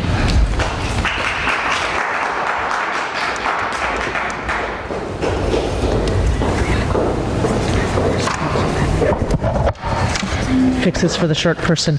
I'm Stephanie Maginot-Fillins. I've come up here to speak many times. I know a lot of you. I wanted to echo a lot of what Mickey pointed out earlier with the special education stuff. We're talking about kids that need some fairly serious differentiation, and just because it's only 5 or 6 of them, we're not necessarily looking at a small group of children. They're children that often need fairly intensive intervention on a one-on-one basis within that instructional classroom. So I think what a lot of people are envisioning of how this is going to operate isn't actually how it works on a day-to-day basis within that classroom, and that really needs to be kept in mind. I think we maybe need to, obviously we're in a huge time crunch here, and this needs to get sorted out right away, but maybe there needs to be another kind of looking around Washington to see if we can come up with a few more creative solutions to utilize the classroom spaces that are there. I don't know how that would work, but we need to make sure that the special education students don't get treated as an afterthought, because frankly, even with the best of intentions, far too often in this district, that's been the reality of the situation. I've seen it with my kid. I've seen it with lots of other kids who get special education services through the district. For better or worse, even with the best of intentions, they get the short end of the stick because they're an afterthought. Because also the reality is, for the vast majority of the parents in the district, they don't have a kid in that situation, and they don't understand, and they just don't think about it because you're caught up in your everyday life, and you think about the kids that are in front of you and the kids that your child might be friends with, and the reality is that that's more likely than not going to be a kid who also has special education needs. So we need to figure out a way to solve this, and I know we're not really talking about the longer term plan here, but I would really urge the board to, when we're talking about a long-term plan, the long-term solution with an addition at Washington, that we seriously consider part of that being a new special education instructional classroom that will anticipate the needs of those students and do it right, that we do best practices, that we have all of the things in that room that those kids and that their teachers and their aides will need to deliver the services that they're legally entitled to, but just as a moral good in our community, this is what we should be doing to do right by these students. We try to do right by the Gen Ed kids and the CFC kids. We should be doing right by the special education students as well. Thank you. So thinking through our conversations with the teachers, the biggest thing that they wanted to see is if we did go over class limits, is that we had a full-time TA, someone who would be with that classroom teacher. So something that I'd like to propose is if we go over class limits of kindergarten, of 4th grade, of first grade. we add the TAs then to those classes that go over, because that will ensure that that instructional room can stay that large classroom. I just wrote that to Rick. Would first grade do that? And something that I've had many conversations with the first grade teachers about this, they want to make sure that that is a full-time TA and that person stays in that classroom. They're not shared, but that teacher... Right, and we talked about that at the committee on multiple occasions. There's been other experiences that TA stays with that teacher and they get to build that partnership so that they can work together to best serve those students. So that would solve the problem. That would solve the room issue. If TAs were in each of those. If first grade didn't split. I mean, they popped a section but didn't take another classroom, which is what I just wrote you. Right. They would get a TA, just like K and fourth grade have said they would do should their bubbles burst. Then the instructional classroom that our students are in right now would stay the same. Mm-hmm. And can someone just tell me the difference, because I've been an advocate of teacher instead of TA. Can the teachers tell us what the difference would be of having a teacher in the classroom and a TA? You've explained it to me and I've understood it, but I think the community still is not fully aware as why the preference would be a TA and not a full-blown teacher. The TA is the option that we were given. The TA is what is in, and we talked about this multiple times, it's in the collective bargaining agreement. That's the language that's in there. I get that. So teacher assistants would be, or a TA would be more of like, or a teacher would be more of like a co-taught classroom. Right. You'd have two gen ed teachers. Do teachers like that? In a classroom. I mean, yeah, right? I mean, would you like to have another? Well, I've heard some teachers tell me that they would not want another teacher in their classroom because they would have, unless those two teachers were so well-minded. It totally depends on the teacher. Yeah. Right. Me personally, I would love another teacher in with me. However, I think there's other teachers that it's their classroom, it's their art, and so it really depends. I can't. So I'm a board member, not a teacher. Yeah. I don't know what would be best for that classroom. Would it be a teacher or would it be a TA? We've got people telling us that they would rather see a teacher. We've got people telling us we'd rather see a TA. Someone who is an educator needs to tell this board. We have a member of the public who's telling us it should be a teacher, but I also thought it should be a teacher as well. And then I was told, what's that? I heard you say. Yeah, and I also thought it should be a teacher. Yeah, and to address the issue that was brought up by a member of the public, there is a fiscal implication to adding a teacher that's rather significant. It's not, 10 grand. It's a significant difference. And there's union repercussions to that and a variety of other things that play into it. So it's not just a simple solution for a one-year stopgap measure. And I would say from Washington's perspective, they would be looking, especially in first grade, to have a full-time teacher assistant. And if that, and we've discussed it at the committee on multiple occasions, if we could deliver on that, which we've said we would, then we've solved the problem for the year. Right. So the new proposal, it's changed 3 times tonight. This is pretty good. It's like a negotiation. Well, what's changed now is first grade, potentially. Right. K and 4 are okay. First grade has changed, and then since first grade has changed, then the instructional option has changed as well, or it's actually stayed the same in terms of where the physical space is from this year to next year. But it's a matter of going back to your first grade colleagues and having this conversation. Again, when I had the conversation with them, they wanted to see the TA stay in that classroom so you could build a relationship with that teacher, and they're not moved. First grade teachers at Washington, the TA will be a full-time teacher assistant. Thank you. On the record. Forever, the whole day. Okay. We said it at 2 committee meetings, and now it's on tape at And not 10, 12. 13 if they want to check it out. And I know we said this before, but so appendix or A7, the bullet point on page 2 at the bottom about grade 4, I just want to clarify that we're in this scenario deleting the second sentence, right? Right, it's TA only. I just want to clarify because we've been TA. discussing. Correct. Yep. And then, Luann, so just to clarify, that TA will be forgotten that they're in the building. We're not going to use them to sub the 3rd grade because the teacher called in sick that day. We're going to pretend that TA is not there. They're an enrollment TA. I don't pull enrollment TAs currently to sub. Okay, so Does this, it sounds like this resolves many of the concerns of the public. It doesn't resolve the bigger picture concern of the building, but it resolves the concern for the stopgap for a year. Yes. Yes. I'm happy with not using that sad room. Correct. You too? Yeah. Me. You too? Larry? Absolutely. Okay, good. All right, so we've got that part resolved. So let's move on to, because again, to start, what I said several moments ago was, in order to do, if we're going to do this auditorium solution, and then I promise I'll let you guys go. I just need you for this part. Then we can talk big picture. If we're going to do this auditorium solution, then we have to do this within a very short amount of time, tonight. We have to agree to it tonight. We have to vote on it. Well, that is to spend the money to go out to bid. Correct, but it starts the process. If we don't start the process tonight, it's not going to happen in time for August of this year. Can I ask you a question? Yes.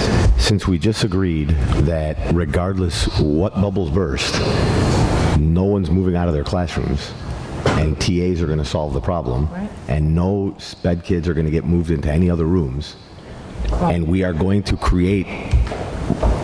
What? Did I say something wrong? No, there's movements within the building just to get teams together, so I don't want to say they're not moving, but they're going to have a big... They're not going to move into the LRC Correct. room. They're going to move into window rooms, nice, everyone's... Okay. Do we need... And we are committed to a long-term solution of either a either a multi-purpose room or classrooms, not no classrooms no matter what. Right. It's just that we may not have the finances to do both. Correct. But it could be classrooms or it could be multi-purpose room. Right. Is there a need for doing the auditorium? So we talked about this at the committee level, so I'd like a couple of you to make this case for me. I won't make it for you right now, but there were several benefits, pros as opposed to cons, to flattening out that room, and because it is not usable space right now. Right, so the back part of the auditorium, not the stage part, but where the seats are currently is used only 11% of our day, which is a huge amount of space that is being wasted for 89% of our day. And so if we flatten it out, that gives classroom teachers who now may be over their bubbled limits, right? A larger space to go and do activities. It gives PE another option of coming in there when they're doing their folk dance unit. It could potentially relieve if we have to have 2 art classes scheduled at the same time. Instead of pushing art into the classroom, we could set up some tables into that space. Just trying to look at creative scheduling in that space with music being there and then using that space for multiple other options. Yeah, so explain to the board, though, what that does to you in that space. So if we do one or many of those things you just put out there, where do you go during I'm that? still there. So I would still maintain part of that space, and then the back section where the seats are is now open. So music remains, the part-time music remains in that space, but then all of my stuff is already on wheels. Right. So if they needed a larger space, it could serve as a temporary multi-purpose, I guess, unit space for the 2019-2020 school year. And we could also use it for assemblies. Right now, we can only fit 2 grade levels into our into our auditorium at one time. We could use it for indoor recess. We do right now, but kids just sit and watch a movie. We could actually have movement, which I know is very important to parents. Scheduling for our, when we have gym, PE, right now that space is just so underutilized that I think the consensus really would like to go ahead with leveling it. And we want to still, we had parents voicing their concerns about V-Show and Playmakers and other types of options for people to put on shows. The stage lighting would still be there, the stage sound would still be there. The only thing that would be missing is the raised stage. We would still be able to put seats out and the show could go on. It just might have to look. Yeah, and Dr. Hines and I talked about after that meeting that, Field is going to need something for that multi-purpose space, that the district is going to be likely purchasing whatever type of modular stage/seating, and we could use it as a shared asset for the district so that it's stored somewhere, and then for each of these multi-purpose spaces we're building down the road, you bring in the stage for when the V-show is at Field or when it's at Washington or wherever it is, and we have that, and maybe we have a couple of those or whatever it is. But Field's going to have a stage. Permanent one. Permanent. Right, but the seating, in the case of their, Yeah, it would be we had nice to special kind of share it. theater seating or whatever it was that you could bring in for a V-show specifically for that. What's the size of that auditorium once we level it? And could we put these sorts of tables and lunchrooms, could we turn it into a small multi-purpose room, or is it going to be too small to do something like that? No, you could. I just added both the stage and the rest of it's about it's over 2,800 square feet. So that's an option in lieu of building onto the building, and you could build onto the building with classrooms then, is what I'm and thinking. make that the permanent multi-purpose space. That's an option. That takes us back to my original question, which is, if we do level that floor and decide we need classrooms on the building as opposed to a multi-purpose room, can this room with a leveled floor truly be used as a multi-purpose space? Yes. My fear is you will never be able to get any real sort of elevated stage on that because you won't have the height in the stage area anymore, because you're talking about leveling to stage height. Right. Remember the question I asked, to floor to stage? I don't remember the exact height of that ceilings in that space right now. But the thing that we would have to do is probably adjust the opening of the current stage. So the proscenium wall there, we could probably raise that so that we can make that, and you could still have a movable stage in that area, but still have a sight line to it with kids or people elevated on a platform or something up there. Okay. For a presentation. Okay. We can look at that. That's easy to do. Just want to have options here, because in case we decide that classrooms are needed more than a new multi-purpose room, I'd want to make sure that we didn't do anything to this room that would prevent it from being used as a multi-purpose room. So this kind of illustrates my point as to why then if we open this up and just leave it as a open palette kind of for this coming year, that the committee can continue to do some work to talk about big picture and what we really do need, whether it's classrooms, whether, as Tom just pointed out, this becomes the multi-purpose room and we build classrooms onto the building, or this becomes classrooms and we build a multi-purpose room. Whatever it is we do, we've got some options. Now granted, we've got 2 months to make those decisions, but at least that gives us a little bit of breathing space, gets the ball rolling with the multi-purpose room or the auditorium, and then leaves us some options for the coming school year. Is the proposal to permanent leveling of the floor or temporary leveling of the floor? Permanent. Once you do it, it can't be. Well, no, we discussed that's why I'm asking. We discussed there was a way to do it temporary. Yeah, we did, but we felt that this was it gave us the most flexibility in the near future to resolve some of the issues. I just wanted to be clear, that's all. Yep.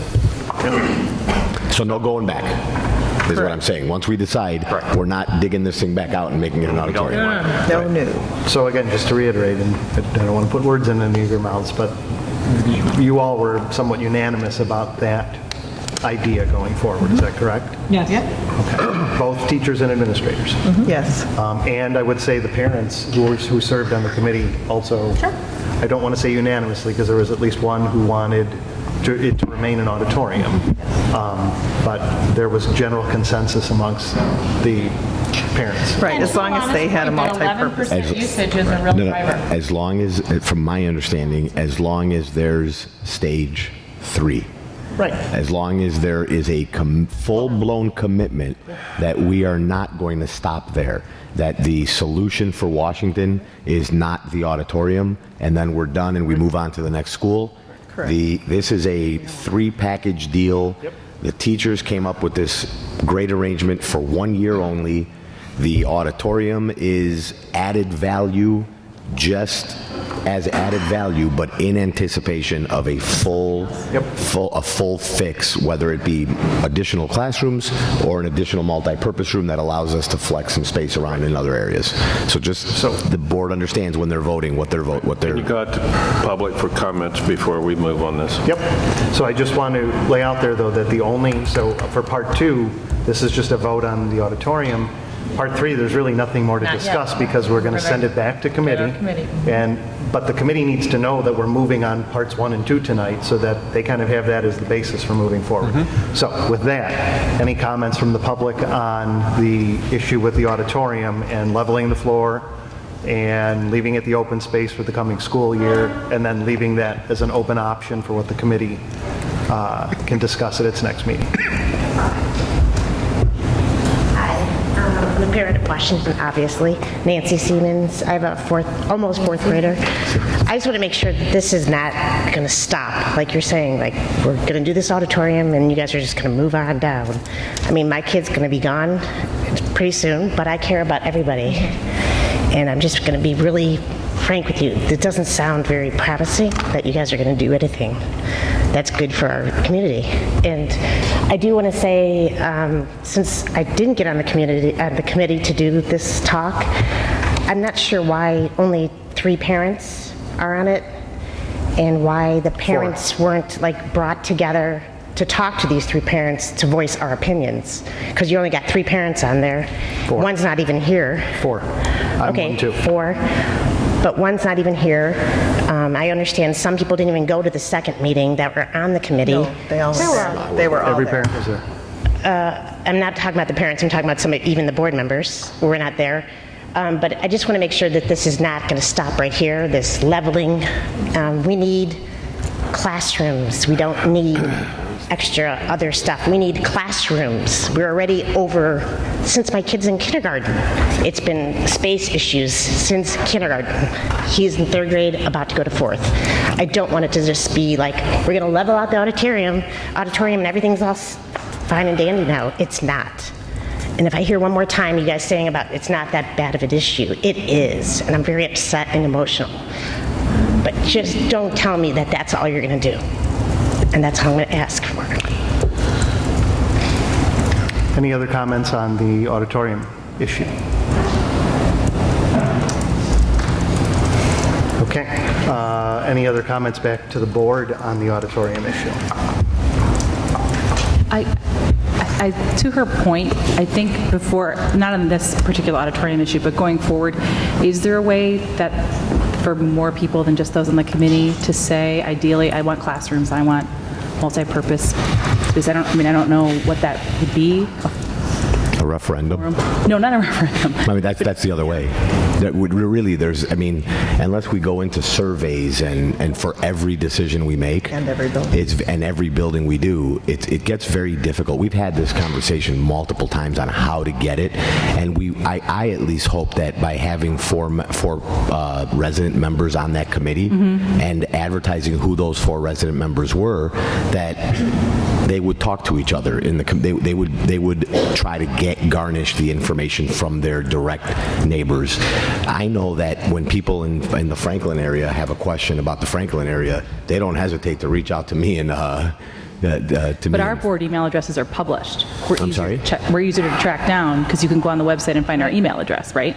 Like the committee member, maybe they can't. I mean, I just wonder if there's a centralized way where you could say, even if we set up a dummy email address, you could send it here. That would be great. That's a good option. How about if we invite the Washington families to comment on it, and we can collect those communications somehow, and then the committee, we can consolidate those, and the committee can address those at the next meeting. I think that makes a lot of sense. And I know I said 1 meeting, but I think it's probably going to take a couple of meetings for this committee to talk about big picture stuff. I don't think it's going to happen.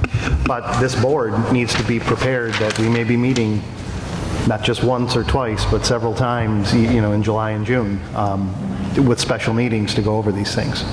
So it is what it is at this point. We will do what we have to do to take care of the children of this district. But the one thing, to address the last comment that was up here, and it was something I was pretty adamant about when we first went round and round and round about this several months ago, was this board can't make some sort of, promissory note to the public that we're going to take action at a future date. We can't. That's just not how it operates from a deliberative body like this. We can't take action until we can take action at that point. What we can do is say, with the 6 of us on camera and our 6.5 guy over here, that we commit to doing this at a future date, but that doesn't legally bind the board or the district to do anything. It is what it is. So with that, does anyone want to make a motion on... I move that the Board of Education and Community Consolidated School District 64, Park Ridge, Niles, Illinois, approve the preparation of bid documents to level the auditorium floor and accompanying construction necessary on stage at Washington School. Do I have a second? Thank you. Any more board discussion on this particular action item? Okay. I would just, I've made the motion, but I'd like to make a comment that maybe has something to do with this, and I'm not sure who comprised the committee of what 4 parents. You were one, I don't know the other 3. But I've said this time and time and time again, that there should, SPED parents are stakeholders too, and there should always be a SPED parent as a stakeholder in any committee that involves education, construction, movement of children. So I just want to make that very, very clear that we always, when forming a committee, have a SPED parent and a SPED teacher on that committee. I don't care if we're talking about having a picnic. There should be a SPED parent sitting on that committee, always and forever. So if we either make that a board policy or don't make that a board policy, but do it in the future. Every time we discuss, and every administrator in every school should have a SPED parent as a stakeholder in every discussion that involves gen ed and special ed in the movement of those children. Like I said, I don't care if it's to Six Flags or if it's to a picnic or if it's building classrooms. I've said that 50 times. So to just address that before we take a vote, I don't think the horse has left the barn with this committee. I mean, we still have a couple more meetings I don't actually know. I don't know the answer to that. Whether We had a SPED parent and a SPED teacher. I know we had a SPED teacher. We had a SPED parent. We have a parent who has a child with an IEP? Yes, and a CFC and a gen ed. Okay. Way to go, Larry. Airborne. Look at that. There you go. Larry, thanks for demanding. There you go. We had none. Okay. I'm good. So the motion has been moved and seconded. Who had the second? Fred. Fred? Okay, thanks. Okay. Is there any other comment from the public on this before we go back to the board? Okay. Seeing none, take the roll. Sotos. No. Salas, yes. Little. Yes. Sanchez. Yes. Riles. Yes. Biaggi. Yes. Motion passes. So, Rick, you will have marching orders. Thank you. So again, thank you all. Thank you so much, you guys. Teachers and the Really administrators. appreciate your help with this. Thank you. So Thank you, Washington teachers. the board is going to take a 5-minute break right now, and we're going to reassess the agenda because we're already at the 10:30 mark, and we will come back in 5 minutes. Let's do. All right, we're going to get started again, but we are actually, with the permission of the board, going to move a couple of agenda items off and onto a future meeting because we're already at the 10:45 mark right now. So with the board's permission here, we are proposing that we remove agenda items A9, A10, and A8. So the special education update, April to May, the discussion regarding dissolution of special education board committee, it's A9, and then A10, the approval of administrative and exempt salary increases. So the first two would get moved to the June 24th regular board meeting, The A10, the approval of administrative and exempt salary increases. June 24th. June 10th. Would move to the June 10th cow, except we would now no longer make it a cow, we would make it a special meeting where we could actually take action on those two items. So is the board okay with doing that tonight? No objection. In regards to stay for this agenda item for 3.5 hours, would you consider at least taking public comment on these topics so that you can consider them? Absolutely. Absolutely. Yep. Yeah. And if the board wants to take on any one or all of these, we can do that too. I'd be fine with that, but I think some people left. Or no, Dr. Frost is still here. I didn't know if you needed Tony here, but I'm fine with keeping all of these on the agenda. I don't know how. I know Tom's usually fine with staying late, so am I. I don't know how the rest of you feel. I wasn't saying that you have to cover the public. Yeah. So we just, No, sure. I just have Sorry. Sure. All right, well, Fred, what's your thought? It's 10:47. I think A9 is going to take a little bit of a discussion, so I'd rather not rush it, I guess is my thought. Okay, and what about A10? I'm fine moving A10. I'm fine with moving all of them to a later I think dates. the one good thing I feel about A8 is that we have the report, right. In our board packet. It's already public. So, while I appreciate that you've stayed around all evening, and I know you'd be here for this other issue, at least this has already been made public. It's not like we're just doing away with it altogether. Well, let me go around. Tom, what's your thought? Sorry, you have a mouthful. You want to? No, I'm okay. Typically, I have no problem staying here all night, except with this situation, I think some of these require some lengthy discussion, and they're too important to rush through. So if we feel that we're willing to stay long enough for a lengthy discussion, then I'm okay doing it tonight. If we feel that we want to move it for another time so that we can give it the time that it deserves, then I would prefer to do that.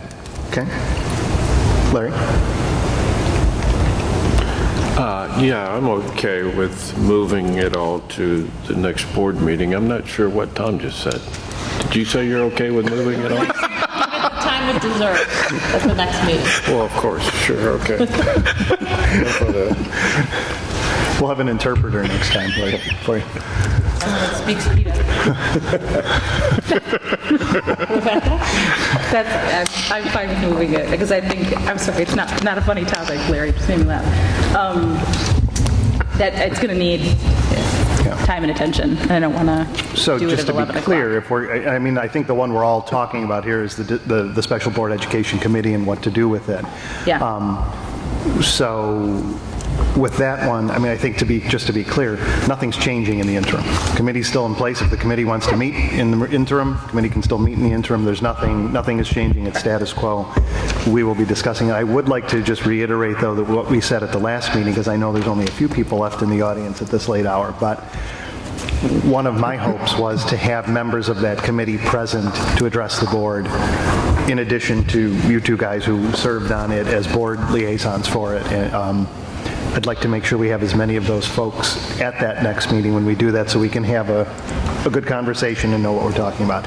And I think, if I'm not mistaken, we also suggested maybe having some PT3 members is here as well, just to have that perspective. So Rick, if it means organizing it better, putting it at the top of an agenda, having it done early, and getting more people, more stakeholders here to have that discussion, then I fully agree to move it. Okay.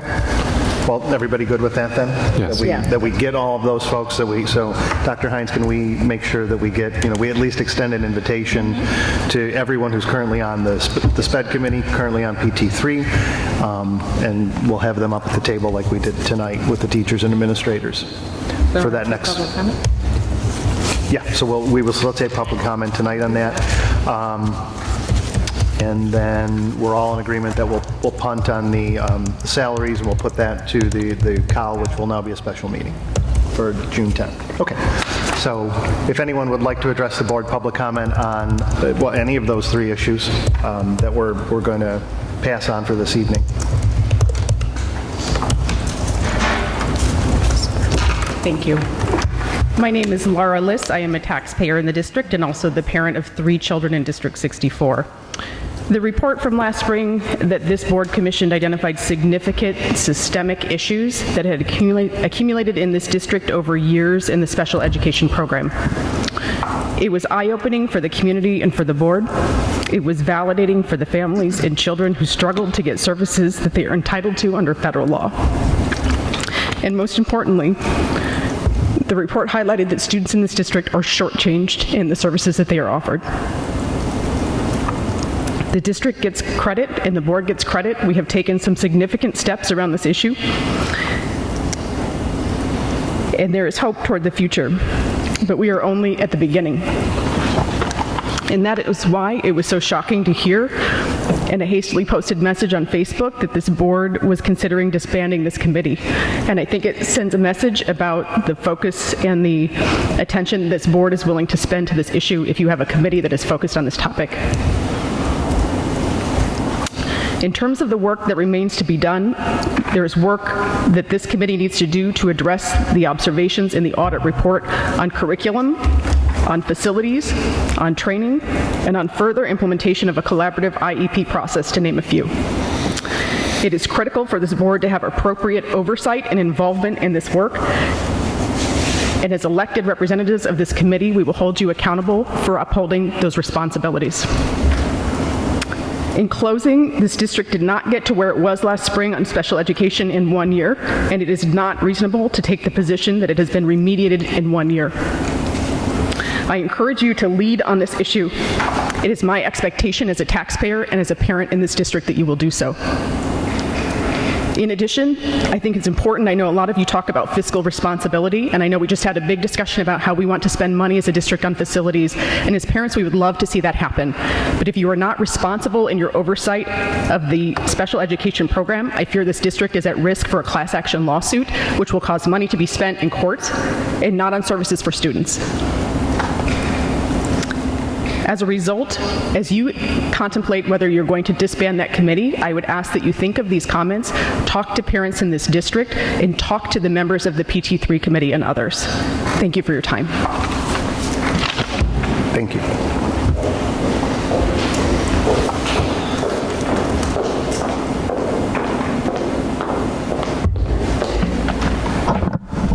Good evening, Mickey Tessia. I actually have a comment here about the special ed committee from another parent who couldn't be here. She asked that I read her statement. Dear board members, as a parent of a child with special needs in D64, I would like to see the continuance of the SPED board committee. It's my understanding that the intent of the SPED board committee was to focus on planning, actions, and timing of the third-party audit and Mr. Padovic's internal report. As the district is still in the process of implementing these recommendations, I believe it is premature to dissolve it. As an example, based on feedback from the report, the administration was tasked with the initiative to design a district-wide Special Olympics program. However, with the new practice schedule designed by administration was much more demanding in past years. I reached out to the district to explain how it did not meet the needs of my son.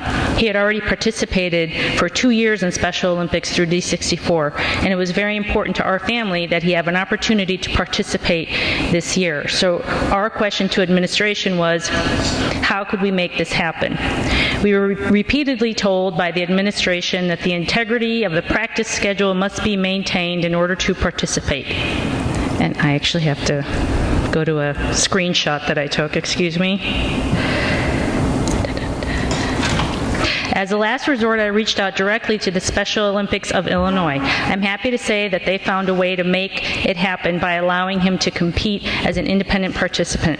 He crossed the finish line that day in his red Team Matthew Get Your Dream On t-shirt and a big smile on his face, asking if he could run again. It's important to note that in past years, Emerson has had 100% participation in its Special Olympics. This year, there was only 28% participation at Emerson. This is just one example of how checking the box off as, quote, done is not necessarily the best thing for our children. We need a committee that will oversee the recommendations that are implemented that will oversee that the recommendations are implemented with the greatest impact, a place where parents can voice their concerns when turned away by the administration. Furthermore, I understand that there's concern that this committee is redundant with the newly formed PT3 and All Abilities committees. While I believe these committees are great additions, there's a big difference between the PT3 and the All Abilities committees because those are under the supervision of administration, while the SPED board committee reports directly to the board. I have to go back to my email.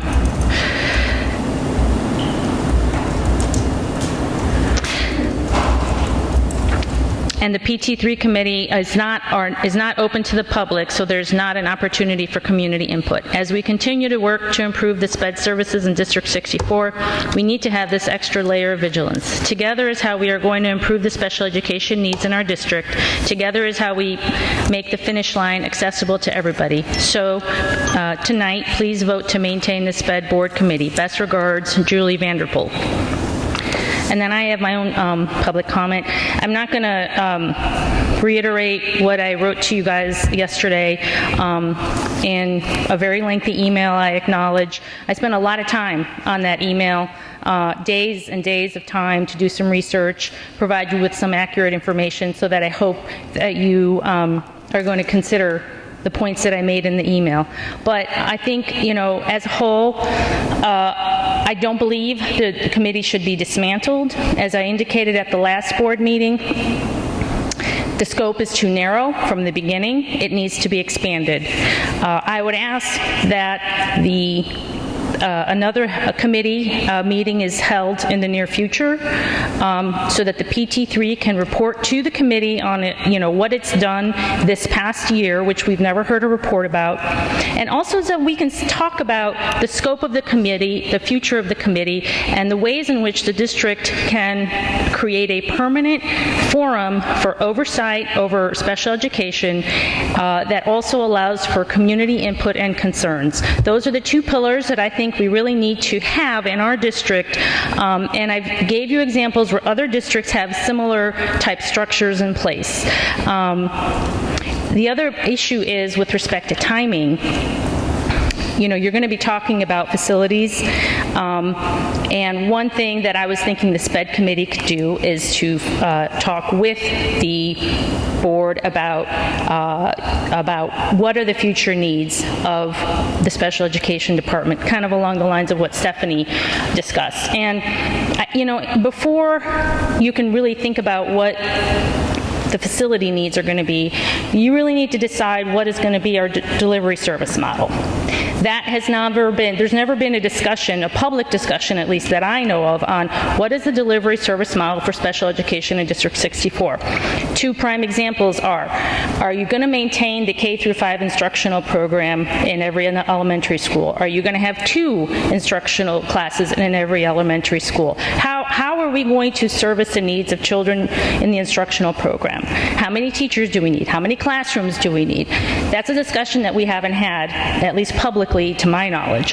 The other big issue that affects buildings and facilities is the issue of how we're going to service the children that have certain behavioral and emotional needs that are currently being outplaced. Are we going to build a program for these kids, and also the kids that are in district that perhaps need these services but don't have access to these services? Are we going to build a program for them or not? If we are, where are we going to have this program? What kind of facilities do we need? What I don't want to have happen is to have a holistic facilities plan agreed upon by the district and by the board, and then have special education as an afterthought. It has to be a core part of whatever decisions that are being made in the next couple months. So with pushing back the decision on the dissolution of the SPED committee, I worry a little bit about then how that might affect work that the SPED committee can do or input it can provide into some of these big picture items that directly affect the conversations about facilities that we're going to be having in the next couple months. Thank you. Any other comments for the board tonight on this issue? So one thought I have here, this is more semantics, but the agenda item tonight was discussion regarding dissolution of Special Education Board Committee. I'd like to see that renamed just discussion regarding the future of the Special Education Board Committee. I think that doesn't necessarily suggest the board's doing one thing or another, but just what we're going to do. I think that would. So you're going to remove the action item too, or? Well, I think we need an action item. We need an open-ended action item there, because in the event the board chooses it wants to do it, then we need to be able to vote on it that night. Otherwise, we'd have to wait until the next meeting to do that. So I think we should leave an action item. But I think the action item, and tell me if I'm wrong here. So for instance, I'm just throwing out a hypothetical, but if the board chooses not to dissolve it, but to repurpose it for purpose X, would we need to take action on that, or is that really just a directive from the board, that it's staying in place? The only action we take an action on a committee. Right, to create it. Changing its structure. Okay, so really the only action item would have to be to dissolve it.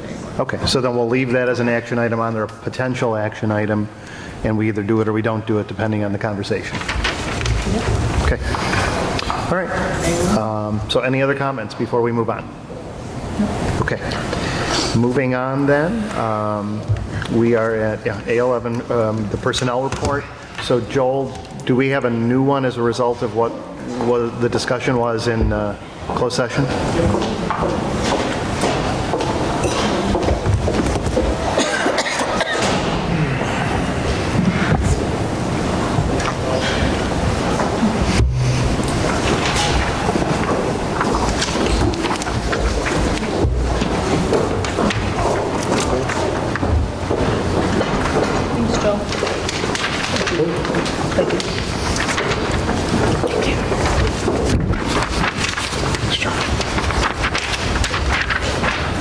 Okay, so we have a revised personnel report as a result of some discussion that took place in closed session at the beginning of this meeting this evening. So do I have a motion on the current personnel report? I move that the Board of Education of Community Consolidated School District 64, Park Ridge, Niles, Illinois, approve the personnel report, noting that the personnel report is based on the recommendation of the superintendent and not upon the board's direct knowledge regarding any of the specific individuals selected for employment. Second. Thank you. Any discussion on this? I have a question. Are we the personnel report, right? Yep. I noticed that we are voting to employ 1, 2, 3, 4, 5, 6, 7, wait, 1, 2, 3, 4, 5, 6, 7 special education resource teachers. And it seems to be one at almost every school, and maybe one school there's 2. Yep. Is that teachers, is that on above and beyond what special ed teachers we had, or are we replacing? Some we're replacing, some we're adding. Okay. New hires. So Joel can. I'd have to pull out the sheet, but there's a combination of we have some teachers who are leaving, we have some teachers who are retiring, and we did increase with the personnel staffing approval back in March, or that we did approve the addition of several. Yep. Instructional, I think a resource 2.5, if I'm not mistaken, was the number. All right, thank you. Yep. Yep. Just as a procedural issue, I know the answer. Do we always do this where we put the principles, for instance, that we just approved earlier and voted on, do they have to be as part of the personnel report as well? Is that just seems redundant? It is redundant. We've always done it. It's been a thing. We don't have to, but we've always... I didn't know if there was a legal issue. I would ask, if Tony were here, I would have asked him if it's a thing. It's always been the practice that we've always done, so we just kept it. Okay. But I'll ask Tony if it needs to be. Personnel reports used for other things within the ESC admin, so that's why it's nice to have everything on it, too. What you took action on. Right. So when we were discussing SPED on June 10, Sue won, so she's resigning as of June 30th. Would she be, I think she's an important person who probably should be here for this bed discussion. We're talking about it on June 24th. 24th, okay, so it'll be a few days before she officially resigns. Okay, so could we just try to make sure, or try to see if she could make it? I mean, unless she's We can't off force her. work, she'll be here. Yeah. Right. Okay. Who is that? Sue Wong, Sue. the assistant director. Dr. Frost, assistant. Okay. If there's no other discussion on this, we can take a vote. Biaggi. Yes. Riles. Yes. Sotos. Yes. Little. Yes. Salas, yes. Sanchez. Yes. I realize I just failed to go out to public again. I have blown it twice now tonight. I'm not a good record for me. My own rules and I blow it. All right, we're on to the consent agenda. Can we have a motion on that, please? Consent agenda. I move that the Board of Education, Community Consolidated School District 64, Park Ridge-Niles, Illinois, approve the consent agenda for May 20th, 2019, which includes bills, payroll, and benefits, approval of financial update for the period ending April 30th, 2019, second reading and approval of Press Issue 99, approval of final calendar for 2018-19, and the destruction of audio closed recordings. None. Second. Thank you. Any discussion on anything in the consent agenda? Okay, seeing none. Public? Call the question. Public comment. Oh, public comment, I'm sorry. Anything, I didn't hear you, Fred. Sorry, I know. It's late. Any public comment on the issue? Okay. Okay, Little. Yes. Sotos.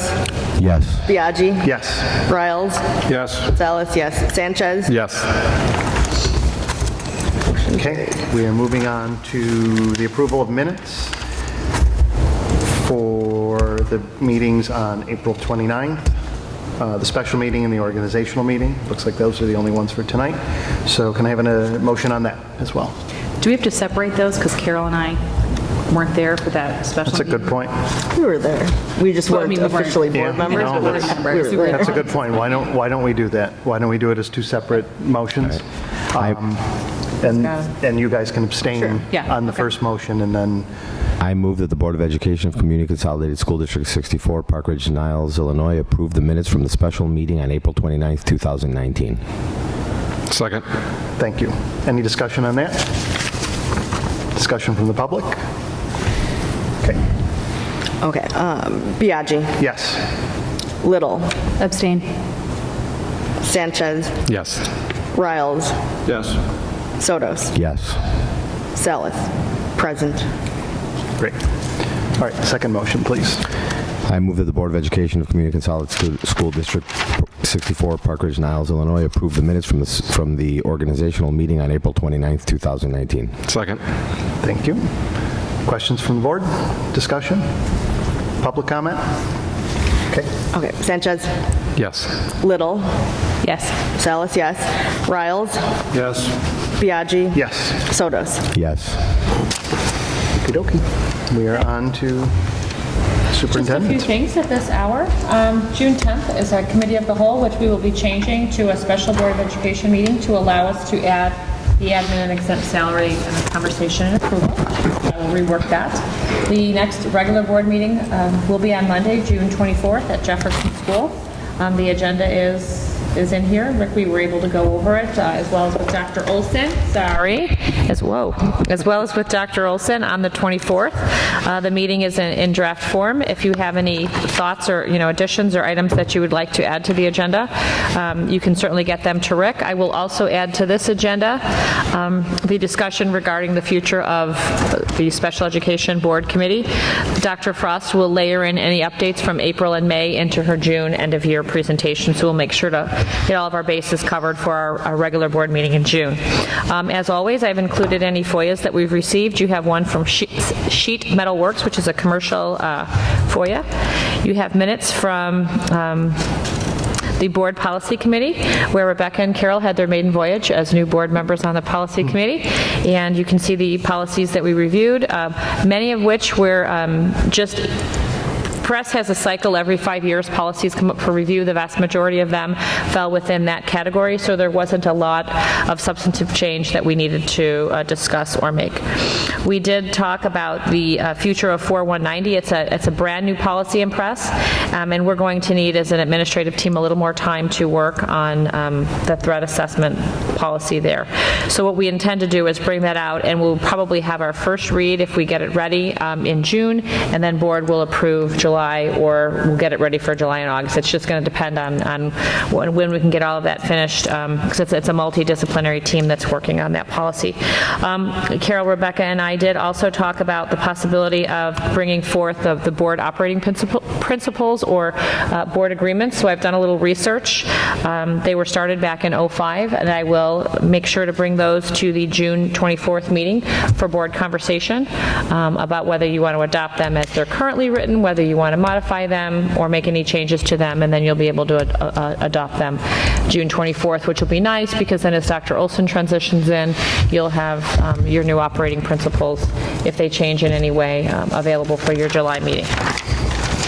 And I will include a copy of those operating principles in my Friday memo, so you can review them at your leisure between now and the 24th, so you can familiarize yourself with what they're comprised of. And that is really it at this point for me. Great. Anything else from any other board members before we adjourn? So graduation at Lincoln is June 4th? Let me check my calendar. Yes, And then because the 5th is Emerson, Records Day. Same. Same day? We do them on the same day. Yep. And board members are invited to attend? if Yes, they want? and you're always able to attend. One of the perks, if you have someone graduating, you get to join them on stage and hand them their I'll be diploma. there. And we know we've Lincoln. got you ready for Sarah. So, and then May 23rd is that retirement party, but that's fine with the Open Meetings Act and everything. If yes, all the because you're board not members are- discussing board business. You just can't talk. You're just occupying the same physical space. You have to sit on opposite sides of the room. You can't. No You're just not passing conducting board business. So I meant to mention this at the very first meeting when the board got seated, but one thing I'd also like to see us put at the, usually, bless you. Bless you. I apologize. At the end of the meetings is having just a new business agenda item, which is traditional on every agenda. So just so that we can have moments like this where we can do that. There's never any action that's taken, but just new business. So could we add that to future agendas? I guess after your report? Okay. Bless you. I will entertain a motion to adjourn. So moved. Second. All in favor? Aye. Opposed? We are in adjournment.